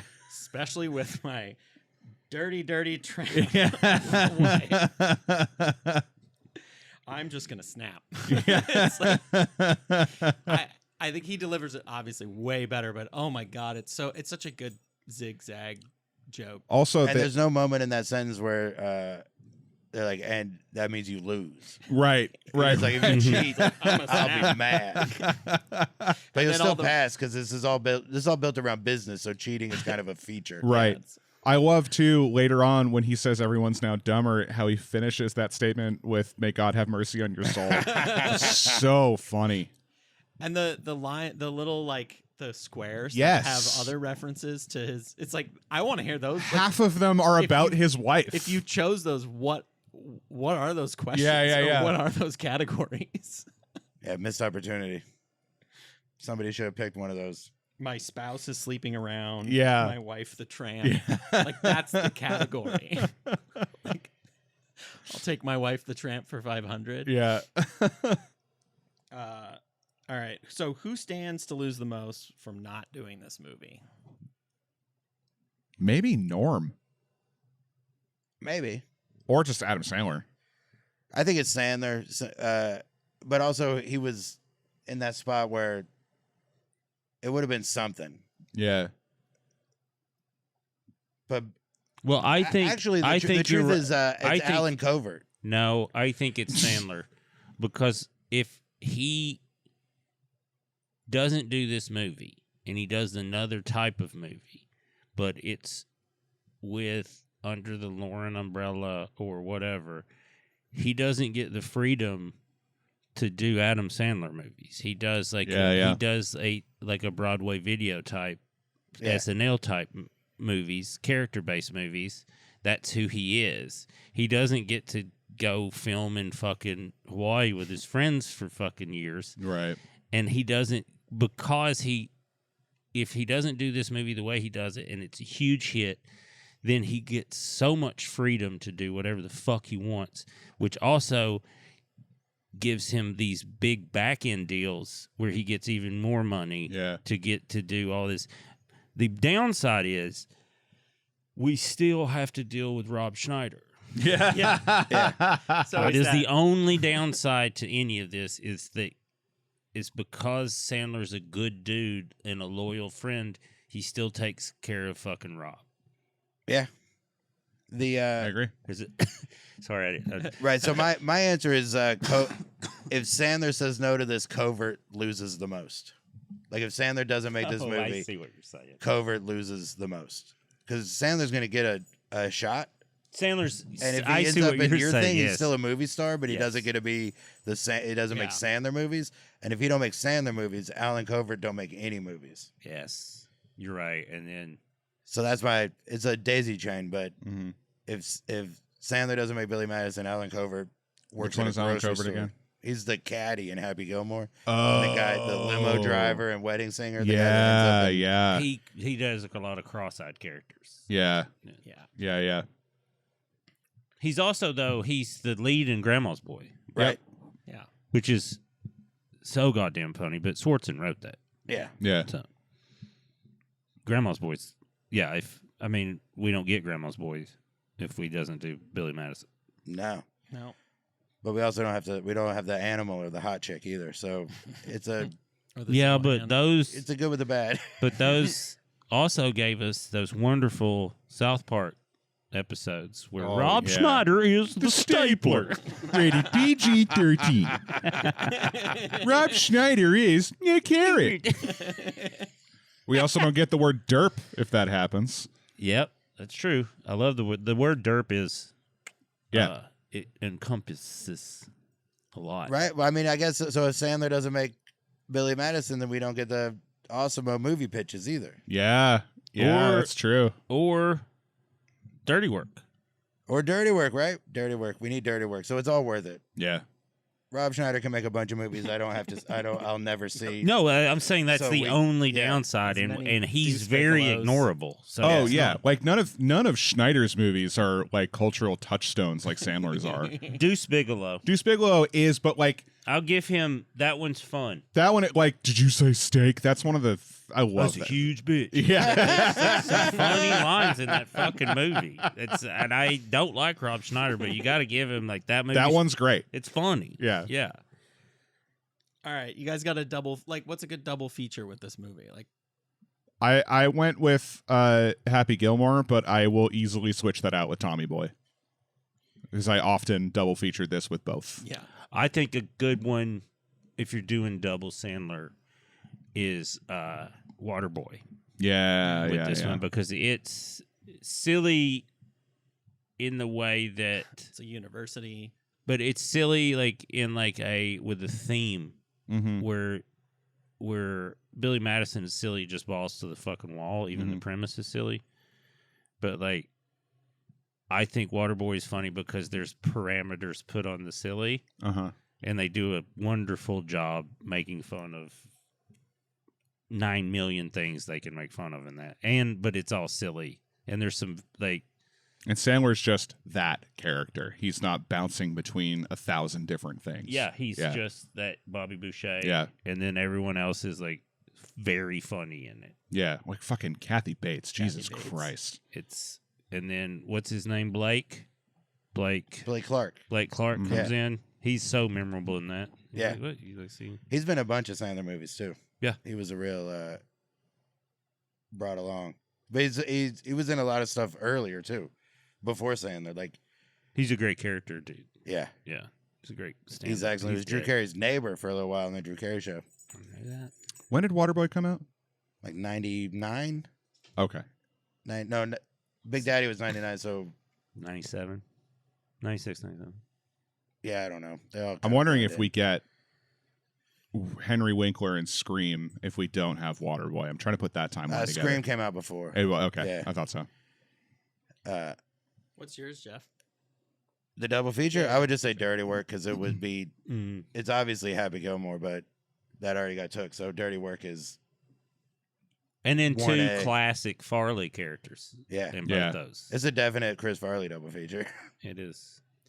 Mine went a different direction. This movie made me want to go back and rewatch Richie Rich with Oh, yeah. Culkin. Oh, yeah. That's a good one. Because it's a nepo. Blank Check is better Blank Check Check. is better. than Richie Rich. I think they were trying to make Blank Check, but they had the IP for Richie Rich. Does that make sense? You know Yep. what I'm saying? Yeah. Because the Blank Check is awesome, and Sinbad's in that too, I think. Right? I think you're right. Sinbad's awesome. Or is it I don't the know. other rap? There's a different. A Oh, it's rapper. Tone Loc. Tone Loc. Ah, Yeah, I'm that pretty was sure. was that racist? What I did? No, that's all right. I mean, if it was, then I am too. But I think it's like a type of black dude. Tone Loc and Sinbad are like a type of. You know what I They mean? got a similar like attitude, tall- vibe. Like I think you're thinking of First Kid. When that's Sinbad was Sinbad. That's Sinbad. right. He's the Right. So the rich kid that with the guy Blank Check is Tone Loc. Tone Loc and First Kid is Sinbad. I met Tone Loc. Oh yeah? Yeah. How was it? What you think it's gonna be? Weird? No, awesome. He's Awesome? just like a. It was at backstage at like a. It was like early '90s rap kind of concert for this radio Oh, shit, station. yeah. And he and I kept getting on the elevator to go up to the floor where you smoke weed. Yeah. And he noticed that he's like, "You going back up to smoke weed again?" I was like, "Yes, I am, Tone Loc." He's like, "Yeah, cool." And then he laughed at me because the Sugar Hill Gang got on the elevator, and there was a bunch of them. Yeah. And then their security guy got on, and he weighed like 300 and something, like just a giant man. And he got on, and the elevator dropped a little bit. And I just said, maybe you should wait, thinking that would get a big laugh. Yeah. And no one fucking laughed. And then the door shut, and he just turned around. He's like, maybe you should shut the fuck up. And I looked at Tone Loco. I was like, oh. And then he started laughing, and everyone else started laughing. But I was like, God. Because it was just like, I thought people would laugh. Yeah. Because we all got, I mean, everyone gasped because the fucking car dropped. And I was like, maybe you should wait. And then it shut. And then maybe you should shut the fuck up. And I was like, I don't know what to do here. So I always think of that when Tone Loc comes up. I was like, man, I shared a moment with him where he's like, that white boy almost got killed. All right. You guys have a better title for Billy Madison? Just any ideas? I think I wrote one down. I mean, And Dirty, Dirty Tramp. ooh. Dirty, dirty tramp. The revolting blob. Revolting The Blob. Revolting Blob. Last chance. Last chance. Yeah, I don't have one for Billy Madison's probably the best. It is. Yeah. Mine's Nepo Man. right. It's Nice. hard. It's hard to say that. That's good. 99% of the time, just just putting the character's name as a title is when you're just like, I don't know what the fuck to call this. Yeah. But the truth is, I don't know what the fuck to call this. But think it like was- Barry, Yeah. that's a perfect name It's for so that show. good. Yeah. Yeah. Sometimes you can't. It's I mean, Paul Blart Mall Cop should have just been called Mall Cop. That's Yeah. better. But it's dumb, so putting the name in. I'm always gonna be mad at that movie because it overshadowed one of my favorite movies, Observe and Report. Oh, I've heard yeah. that's good. Oh, yeah. Observe and Report is a masterpiece. Okay. It's very, very, very dark, Yeah. It's very real dark, but it's so goddamn funny. Seth Rogen, right? Yeah, so- Yes, Yeah. but it's Jody Hill wrote it. It's and all of the Eastbound and Down dudes. Oh, okay. But I do think where the genius is they didn't put Danny in it. And I'm sure they wrote it for Danny, but Seth is better in it. Yeah. Because you believe he's more innocent than you would believe Yeah. a Danny McBride character. Mhm. And that's so important in that movie. And they start the whole tracking scene in the mall. It is my favorite song by the band. So that part What really, when I paint my masterpiece, Oh, okay. which is funny because I don't love Bob Dylan that much, but he also wrote that fucking song, which makes me very angry. It's like the older I get, though, the more I appreciate Bob Dylan because not as a musician, but as like a prankster smartass. Mhm. Because the more I learn back stuff and like behind the scenes stuff about him, he's a fucking funny asshole is Mhm. what he's doing. He's fucking with everyone at all the time. Yeah. And now, like I used to roll my eyes at Bob Dylan because that's what I thought. I was like, I just think he's kind of full of shit. And all those people look, he's a genius, and and I was like, I think he's fucking with everyone. And then I've met musicians that know him and all this stuff, and they're like, oh, he's fucking with everyone all the time. I know a guy. He's a brilliant fucking guitar player. Bob Dylan was his hero. He got to play in the band with him in Bob Dylan's band and quit because he's like, he just fucks around. So we'll be jamming and then he'll decide to do something else just because he thinks it's funny. He's like, it's a goddamn nightmare. And I was like, that's so funny to me. I heard a story when the Heartbreakers were his band in '87. They would open and then Bob would come out and they would just play his songs. Sure. But they would rehearse and it didn't matter. It did not. It doesn't. He would change the count, change the key. Because he's bored. Yeah. And he thinks it's funny. And Now that makes me like him. Before, I just thought he was an asshole. Now I'm like, oh, he's doing it on purpose. there was Because no matter what he does, people just kiss his ass. Yeah. And I was like, I would probably be like that too. If no matter what I did, people were like, you're a genius. And he's like, I'm fucking up on purpose. Well, the Heartbreakers guitar player got tired of it one night and just left. But left by just set his guitar down and walked off the front of the stage and threw down the middle. And Bob was like, I and out love the this dude. doors. He's like, that's what you should do. Right, and then the band was like, did he just quit? And then he showed up the next day and like stayed on the tour, but he was just like that night. He was like, "Fuck this! What the fuck, man? You can't change. You change the key every night." This dude quit. He walked quit. off. He's like, "Fuck this." Right, and that was their favorite guy. They were That was his Dylan's dude. Yes, backing band, and yes. they walk away. I can't wait to find out who you're talking about. I don't know his name because it just happened recently. He's a friend of a friend. Okay. It's like, and my buddy loves to tell. I have a question about this movie. Okay. If you had to do this, do the Billy Madison 1st through 12th grade, what 2-week grade period do you think would be the most fun? Your favorite part of it? Probably like freshman or sophomore year. Yeah. Because I'm going with freshman. Because some of the earlier stuff you have to like refresh your brain and actually use it. Yeah. But I think freshman, sophomore year is like stuff you're still probably using. And not too much, right? Like, I think 9th grade would be ideal because it's simpler. It's hard enough, just barely, to be engaging or whatever. Like, it'd be fun. Right? 1st grade, 2nd grade, 3rd grade, I'd be bored as shit 90% of the day. Because you're just doing cursive or whatever, learning to spell 5-letter words. And then 12th grade, some of that shit's hard. Mm-hmm. I don't want to do 12th grade as a 30-year-old, and then what if I fucking fail it?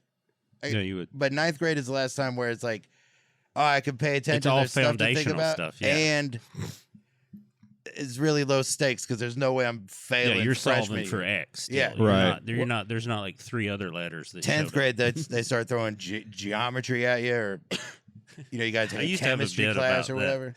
It's like they teach you math, and then all of a sudden, 9th grade, everything is still. And they're like, "Hey, there's a letter in here." You're like, no, there's not letters in math. What do y'all do?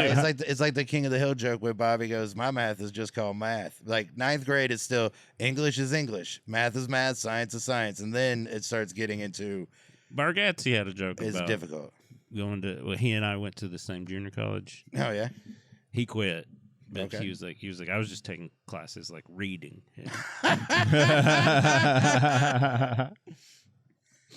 What about socially? What do you think would be the best? Like, would you rather be in high school or in elementary school? I think freshman for that too, only because it would be so fucking funny to watch freshmen be freshmen. No, I have a 16-year-old. It's not funny.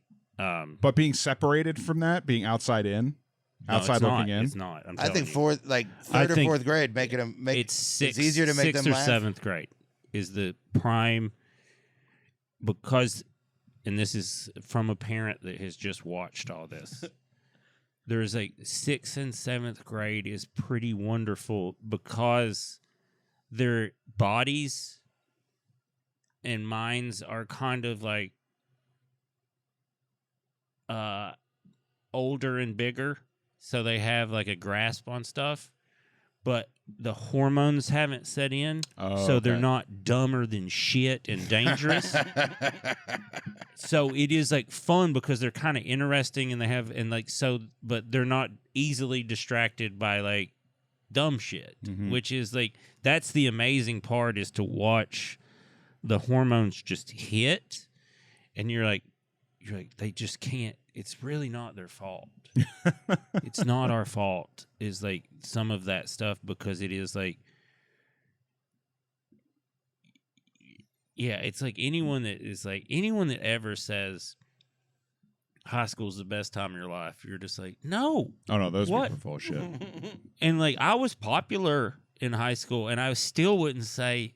I'm still like, no, it was the nightmare. Did you win any of those yearbook things? Like a superlative?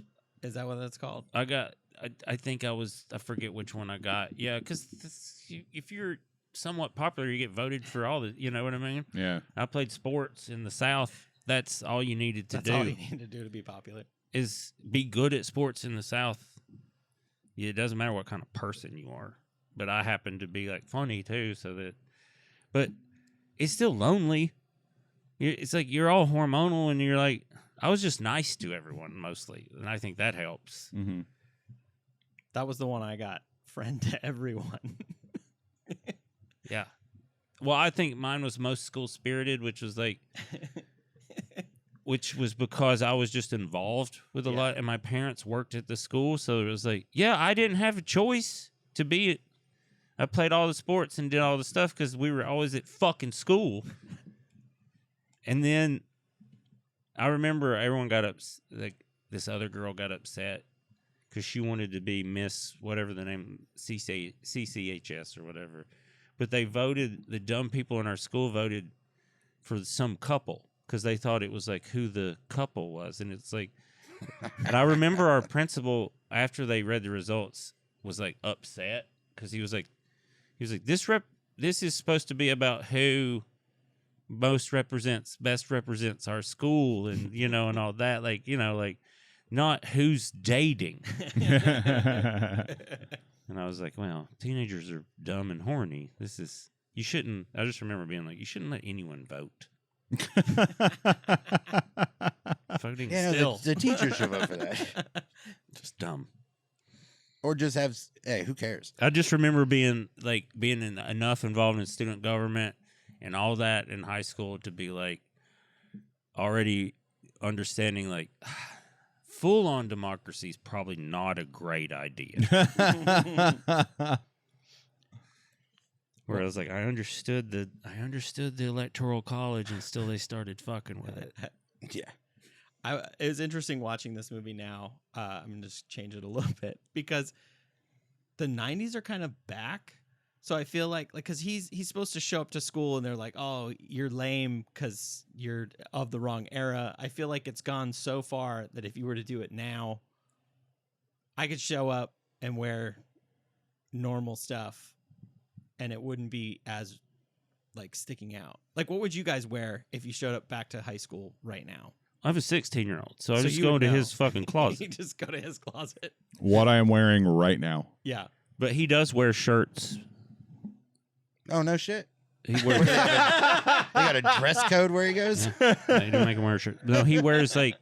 He went to my parents' house, and my mom had like a box of my old T-shirts, and he wears like 5 or 6 of them. That's in his rotation because he's like, "This is cool," and I was like, "I wore that to high school." Like band T-shirts?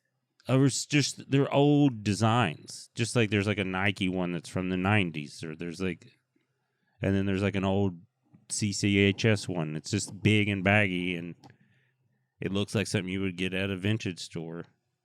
And then I have a No Fear shirt. I tried to give him. He had no interest in that. But I can sell it for like $70 online, which is really funny. Which one is it? It's like Can't steal first. Can't steal second with your foot on first. It's. I remember not loving it because my mom got it for me because it wasn't like the one I wanted. Is it really No Fear? Is it the No, Christian bookstore it's a one? real No Fear. It says it in the tag. You know, that's how you can tell it, the No Fear tag. And it's a long sleeve T-shirt. It says No Fear here, and it's some, like weak leaving your. There's some stupid winning thing, but the one I wanted, Like pain is weakness leaving your body. something like yeah. that. But the one I wanted was like, it was a white T-shirt, and on the back, it said No Fear here, and on the back was a basketball goal with the goal laying on the ground where it had been ripped off, and it said in emergency break glass. That's a cool fucking shirt. Yeah. But, I told my mom to get it, and then she got one that was just, winners never quit or something. And you're like, okay, thanks, Mom. She just didn't look at the back. Yeah, she had No Fear. Yeah, she had No Fear. Here's a medium. I got you a shirt. But she kept it, so I could probably make money on it. But he had I just thought it was, I was like, look, a No Fear shirt. And he was like, what's that? And I was like, do you know what Big Johnsons are? You can buy those on eBay, too. Do y'all remember the when Orlando Jones was doing the 7-Up commercials and they did the very brief run of the Make 7-Up Your shirts? Mm-hmm. I had one of those. Nice. Yeah. That's my favorite thing. I had in a the lot world. of those Big Dogs T-shirts. Oh, sure. Yeah. where they were like, I had the like South Park. Oh, It was yeah. like all the South Park characters As dogs. Yeah. Nice. The one that I saw that made me laugh was my son was trying to he's trying to win in an auction. It was the Looney Tunes characters in the hip hop stuff. Oh, yeah. Yes. Yeah. he was like, they're hard to find and blah, blah. And I was like, I knew dudes that wore those shirts. Yeah.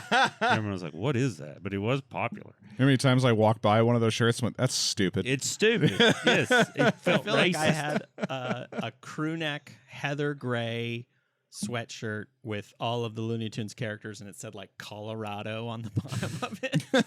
Like it came from Colorado. They were just figuring out Like how to in a license totally stuff. different font. Yeah. Like, all right. Oh, if you go to what is it, Knott's Berry Farms in LA, that's like the low rent amusement park in LA. Oh, yeah. Buena It's Park. fun. It's fun. I love Knott's. It's fun, but you can tell it's like it's not in its heyday anymore. No, I But- mean the place itself is like 100 years old and actually used to be a bear. I'm from there. Okay. I've been there a lot.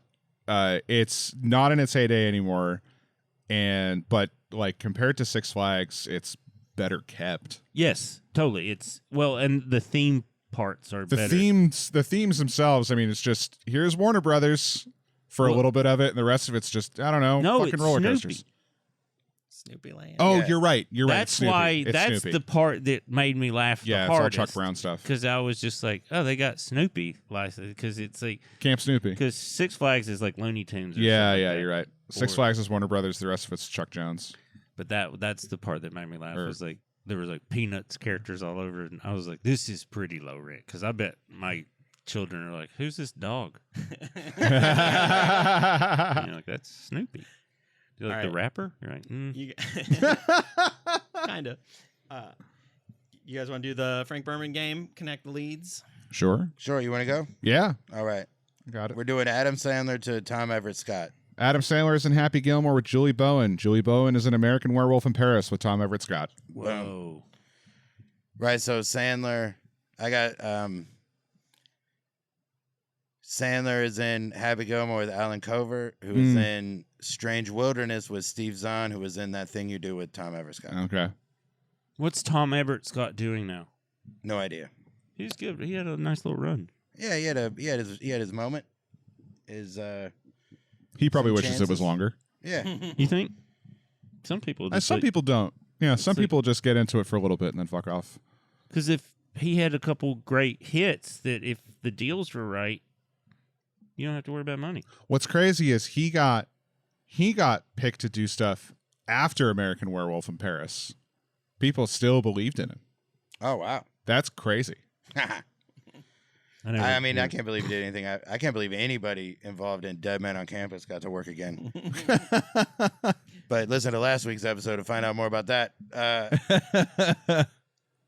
Do you guys have a I forgot about this question, a porn parody version title of this movie?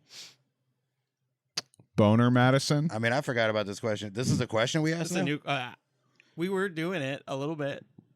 I don't remember ever doing this one, but I think I added it. Right now. No, I added it to my list of questions. We did it 2 episodes ago for whatever the last one I recorded was. how high? It Mine would have was- been no, the one before that. I wasn't I here for liked how How high. High. I like that. Oh, Back to School. Back to School. We did porn parody name. That's right. Yeah. All right. Well, I Mine was don't Ashley- have one. Mine was Ashley Madison. All right. Also, Dirty Dirty Tramp. That Yeah, works yeah, too. yeah. Dirty Dirty Tramp. Didn't it come out that a lot of the Ashley Madison, it was like bots? That a lot of the dudes are talking to bots? Yeah. Yeah. Which Yeah, I mean, doesn't shock me at all. That's No. come out about all of them. Yeah, all of them. All the swipes It's fascinating. Yeah, a lot are of that. full of bots. Yeah. Because they didn't have enough ladies on there. Yeah, Right. actually, it was. Yeah, that's yeah. to continue to Yeah. drive business. Because ladies don't have to go on the internet to get affairs. Right. No. Or dates. Or attention. That's Yeah. that's the yeah. Do you guys have a alternate ending to this No. movie? No, this is Well, life Life. would be an alternate ending, but like where the if you build a hotel chain like that, you are gonna give it to the most ruthless motherfucker because that's who builds and keeps your fucking legacy. Right. So there would never be a moment where I'm like, I'm giving it to this. He's like, no, this kid has a trust. That's why we're not He ever can start gonna, a new thing. Yeah, he can. I mean, he doesn't even take it. Right. He gives it to the gives dude. it to Carl and then goes to college to be a teacher. That would be fun. Like Follow as him a as a sequel teacher. to watch. No, just to watch him try to Fail get as a through teacher. college. Yeah. Yeah. Which I mean, Well, there is a It's just movie. Van It's called Wilder. it's called Burt Kreischer. That is the sequel to Billy Madison. It's the Burt Kreischer story, not the movie The Machine. Just in general. The life the of life story. Burt Kreischer. All right.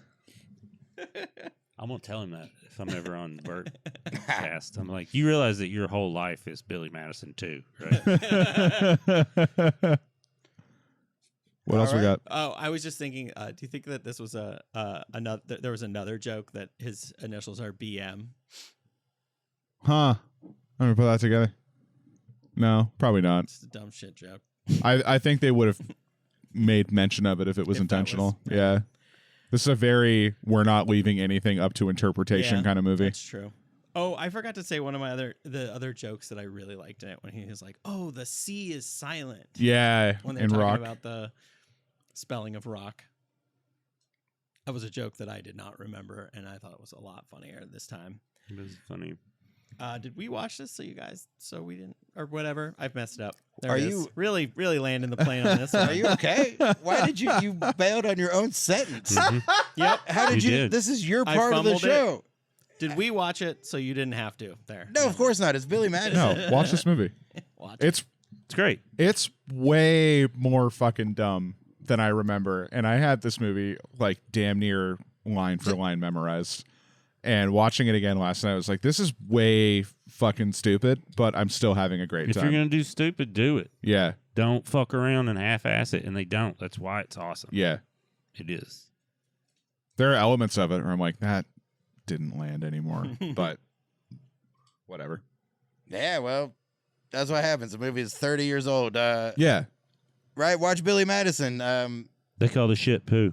yeah, Yeah, we're coming back. Oh, this is the end of the back to school. Yeah. So we're coming back next week is October. And we're coming back Shit, it is October. with our October creature features. Yes, I'm so So- excited about this. Right? Let's do Critters. Doing critters. Critters is next week. Hell yeah. Hell yeah. So, right? Enjoy your week. We're Don't gonna get too scared watching Critters. Do we want to see what the Raz has to say about this? Oh, yeah. We'll see what the Raz has to say about Billy Madison right now.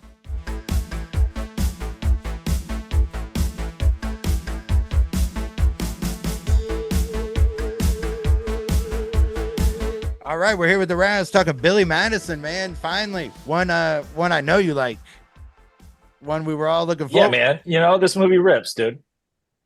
This is one of those movies that it's of my childhood and it's awesome. And the nostalgia factor works, but it's still, it's a movie that you quote and it's just a great movie. Like, it's a great movie. It's been done a bunch of times in various incarnations, the story, right? But it's great. Billy Madison is awesome. Like, Did you see it in the theater? I did see it in the theater. Yeah, I saw it. I don't remember anything about seeing it in the theater, but I remember seeing it in the theater.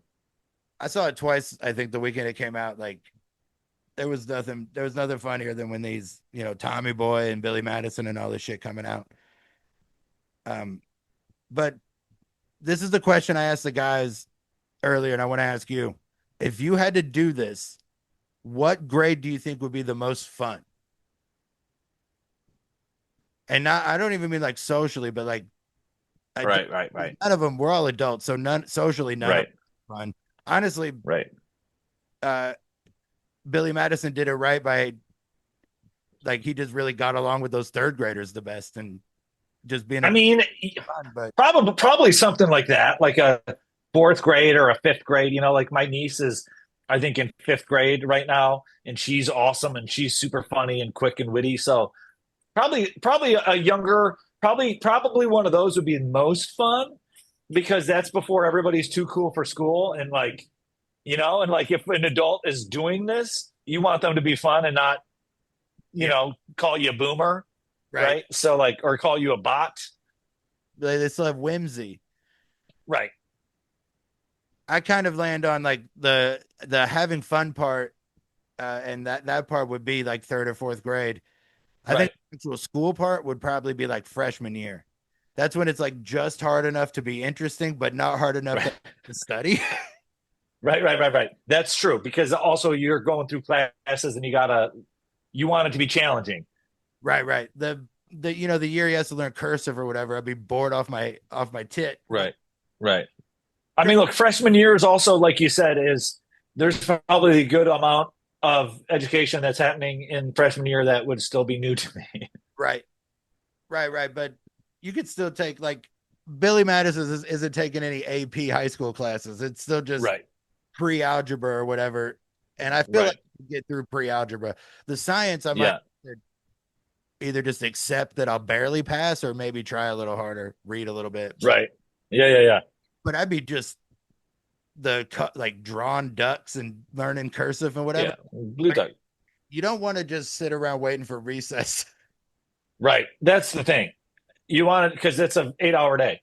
Yeah. 6-hour day. But by the time you get to like junior year, I'm just at school. I'm just I'm probably further behind than everybody else. Right. Yeah, that is an interesting question. That's a fun question. That's almost like a fun date question too, is like, if you had to go back as an adult, what grade would be the most fun? Right. Factoring all of it in. Everything in. I think, right. So maybe, I don't know. Once it gets to where like the social aspect isn't just dodgeball or whatever, then you just can't, you're not participating in it. So there's a social aspect of freshman year. Yeah. There's no group you could have lunch with where people aren't going to be like, well, I think that guy should go to prison. Right. Yeah. So what's your, true. favorite Billy Madison thing? What's your, I mean, look, dude, I used to, for the longest time, I had one of those sweaters. I had one of those sweaters he had that I had a crop top knit sweater, short sleeve crop top knit sweater that he had, because it was cool. But, it's just a fun, everybody quotes the "Stop Looking at Me, Swan." It's Carl. Hey, Carl, good to see you is such a fun thing, because even that is just, it's Rarudo, it's a great movie. It's hard to pick a favorite. It is. It's one of those that has the obvious quotes, but the more fun quotes are the ones that aren't obvious. I watched Wayne's World yesterday, and I realized there's something from Wayne's World I quote all the time, but I didn't even, and it's not a quote. It's when the Stacy sees Garth and they're like at that party and she's like, what should I do? I don't think, it's not working out with Wayne. What should I do? And Garth goes, get over it. Go out with somebody else. And she goes, yeah, thanks. Okay, great. And that's the line that runs, like, that line in Wayne's World runs through my head the most of any line. It's and Wayne's World too, even where it's like, my girlfriend's in there, everybody's girlfriend's in there. Like, not even just throwaway scenes or quotes that just live kind of rent free like that. Yeah. Or even like, excuse me, I'd like to get by now. Like, it's just Wayne's World 2. The Wayne's World Fletch conundrum is the first movies are better, but somehow for me at least, the things I quote more often are from the second one. Yeah. Like, I say way more of Wayne's World 2 is quotable for me. Just also Waynestock would have been the best festival I ever went to. Yeah. It's wild. Involved in at one point, there was at least a week of my life where I would have said was my favorite band. Yeah. It's it's funny how that works sometimes. Or you like, even like Ghostbusters 2 has some quotes that I quote a lot, and because I love Ghostbusters. I love both. I mean, they're both great, but some of even the more quotes are from the second one. Yeah, it's this movie's awesome. This movie's great. Billy Madison is a solid movie. Right. That would be that sweater would be the thing I'd want if I could have any, as I had one, but I didn't cut it up. Yeah. Should have cut it up. I hadn't thought of that. So funny. I should bring it back. I should see if I still have it. I might. Who knows? Right. It was like an Izod, or it was like a rugby sweater almost, or it was like, like a knit college sweater with the sleeves cut off. It's, Izod or something. I got to get right. We got to find them. They got to be somewhere. Somebody's going to have those back. Right. It's all right. So Billy Madison is so good that we don't even really need to genreify the how many do like if people have never seen a movie, how many movies do you recommend before Billy Madison? 10? Oh, that's tough. I mean, That's a tough thing because of all movies, yeah. Or just I mean, if you switch it to comedy, then it's probably like fifth. right, top, yeah, of all movies, I'll put it in the top 50 of all movies. And that's a really high score for all movies.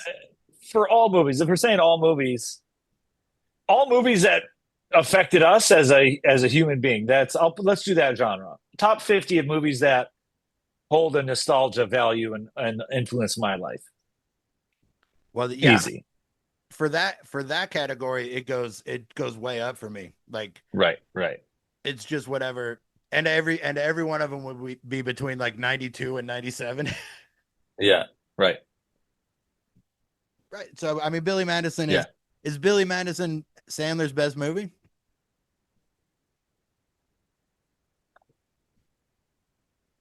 I mean, dude, Big Daddy rips, dude. Big Daddy. Big Daddy and Happy Gilmore are great movies. Big Daddy and Happy Gilmore are great movies. Airheads is a great movie. I don't know. Damn. Those four on the top. I would probably say it's interesting because I don't disagree with anything you said, and yet I think that Wedding Singer is overall the best Sandler movie. As like the other Yeah. there's ones that are funnier and ones that are, but like the combination of everything Sandler does in that movie, even the goofy shit, the wigs and shit, like it just Right. all Yeah. That's the perfect vehicle, I think, for what he does. He gets to Right. be angry, he gets to be a psycho, he gets to sing, he gets to play guitar. Yeah. He gets Wedding Singer too, right? That's another great movie. Yeah. And Coneheads is his scene in Coneheads is the coolest he's in a movie. Like where he just all swagger and kind of like confident. He doesn't get to play confident that much. Right. He gets to play overconfident or wrongly confident.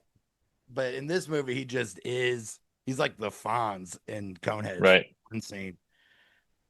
All right. Well, Billy Madison, we all give it 4 stars. So 4 stars. Right. How do you want to sign this one off? You know what? I'll sign this one off with that Veronica Vaughn is what is it? That Veronica Vaughn is one fine piece of ace. One fine piece of ace. Ace. Yeah. All right. Well, we're not wrong. Farley rarely leads us astray. All right. So that's Billy Madison. We'll see you next time for Critters, man. Love it. All right. Take care, Raz.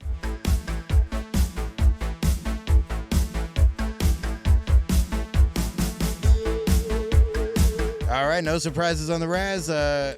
Everybody loves Billy Madison. Yeah. We are, everybody should watch it, and we will see you. Oh, let's do plugs. You got anything to plug, Billy? This is going to come out last weekend of September. End of September. I'm on tour for sure. So, and then last week in September. Yeah. So, yeah, I have a podcast called Podcast Wayne Davis that'll be out, and then I have just a little hash podcast that I smoke hash with hash makers and comedians. That's rad. It's a niche podcast that I have. It starts next week or the week after. So, not of when we're recording. So there will be several out. But I enjoy smoking hash, and if I make it a little podcast, then my wife doesn't give me as much shit. She doesn't give me shit.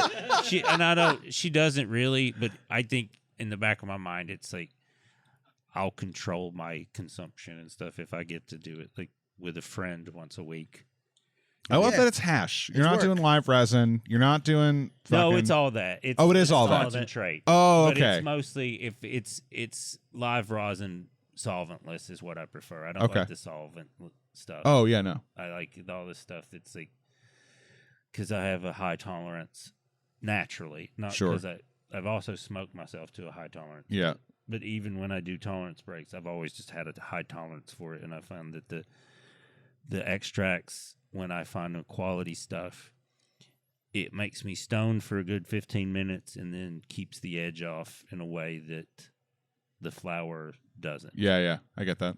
So, well, we'll find out more about that on Billy's Hash Pod. Yeah. It'll be fun. Y'all should come. You can do it. I'll get you stupid Okay. when you're done at the house. I'm in. It's in my garage. I could just do it second. Yeah, you can come out to the I garage. mean, like, I don't even have to smoke it. I could just be in the room, and I will be the highest person in the room. I'm not a Perfect. comic, My but I'll come tolerance smoke with is you guys. The Perfect. opposite. You're always welcome in my garage during the day when my kids are at school. That's when we do it. Yeah. You And guys that's got a good anything thing to about plug? hash too. Is like you get pretty stoned and then it goes away after like an hour or something. With flour, if you smoke the wrong flour, that's 2 or 3 hours of It your could be day. bad news bears. Yeah, you can't. And I like to do stuff, but also like it helps me function. So I found a nice medicine. So. And Oregon, I'm just gonna mess. I'm just doing it on purpose now. I just saw him do that. That's why I just did. I just do it on purpose now. Sorry. I just Right. Well, have this is the end Oh, of yeah. Billy's Hash Pod. Yep. We'll be right back with more Saturday Afternoon Movie Club. What do you got to plug, Oh, Bjorn? I just the Love Hate Laugh show on all platforms. Excellent. What about you? The long list. Anytime now and unlock this if you're a parent. And then What's More Metal, Ghost and Hose. That whole thing. All right. I got nothing. Meeting adjourned. We didn't promote ours. Oh no, we didn't. Still can. It's like We're still rolling. 3 of us. we're still rolling. You can jump on We and do should. it. Yeah, we should. We Hey Jeff, Jeff and Billy, do you two have anything to plug together? and Bjorn. And Bjorn, do the three of you have we something to do. plug? That is why we're actually here I together. spaced out for a little bit when Billy was talking. I figured he got to all of it. Yeah. That's fair. Went full circle on it. Televangelism Tonight is our new podcast. It's on YouTube and Patreon. It's kind of on YouTube. We're only putting 5 minutes on YouTube because YouTube's a little wonky right now. But the whole thing is available behind the Patreon wall. And what we do is we just take mostly prosperity televangelists and we play their clips and we make fun of everything they do. And it's pretty awesome and therapeutic. Yeah. Oh yeah. Makes me feel better. I do, yeah. So it's fun. Right. So meeting adjourned. Adjourned.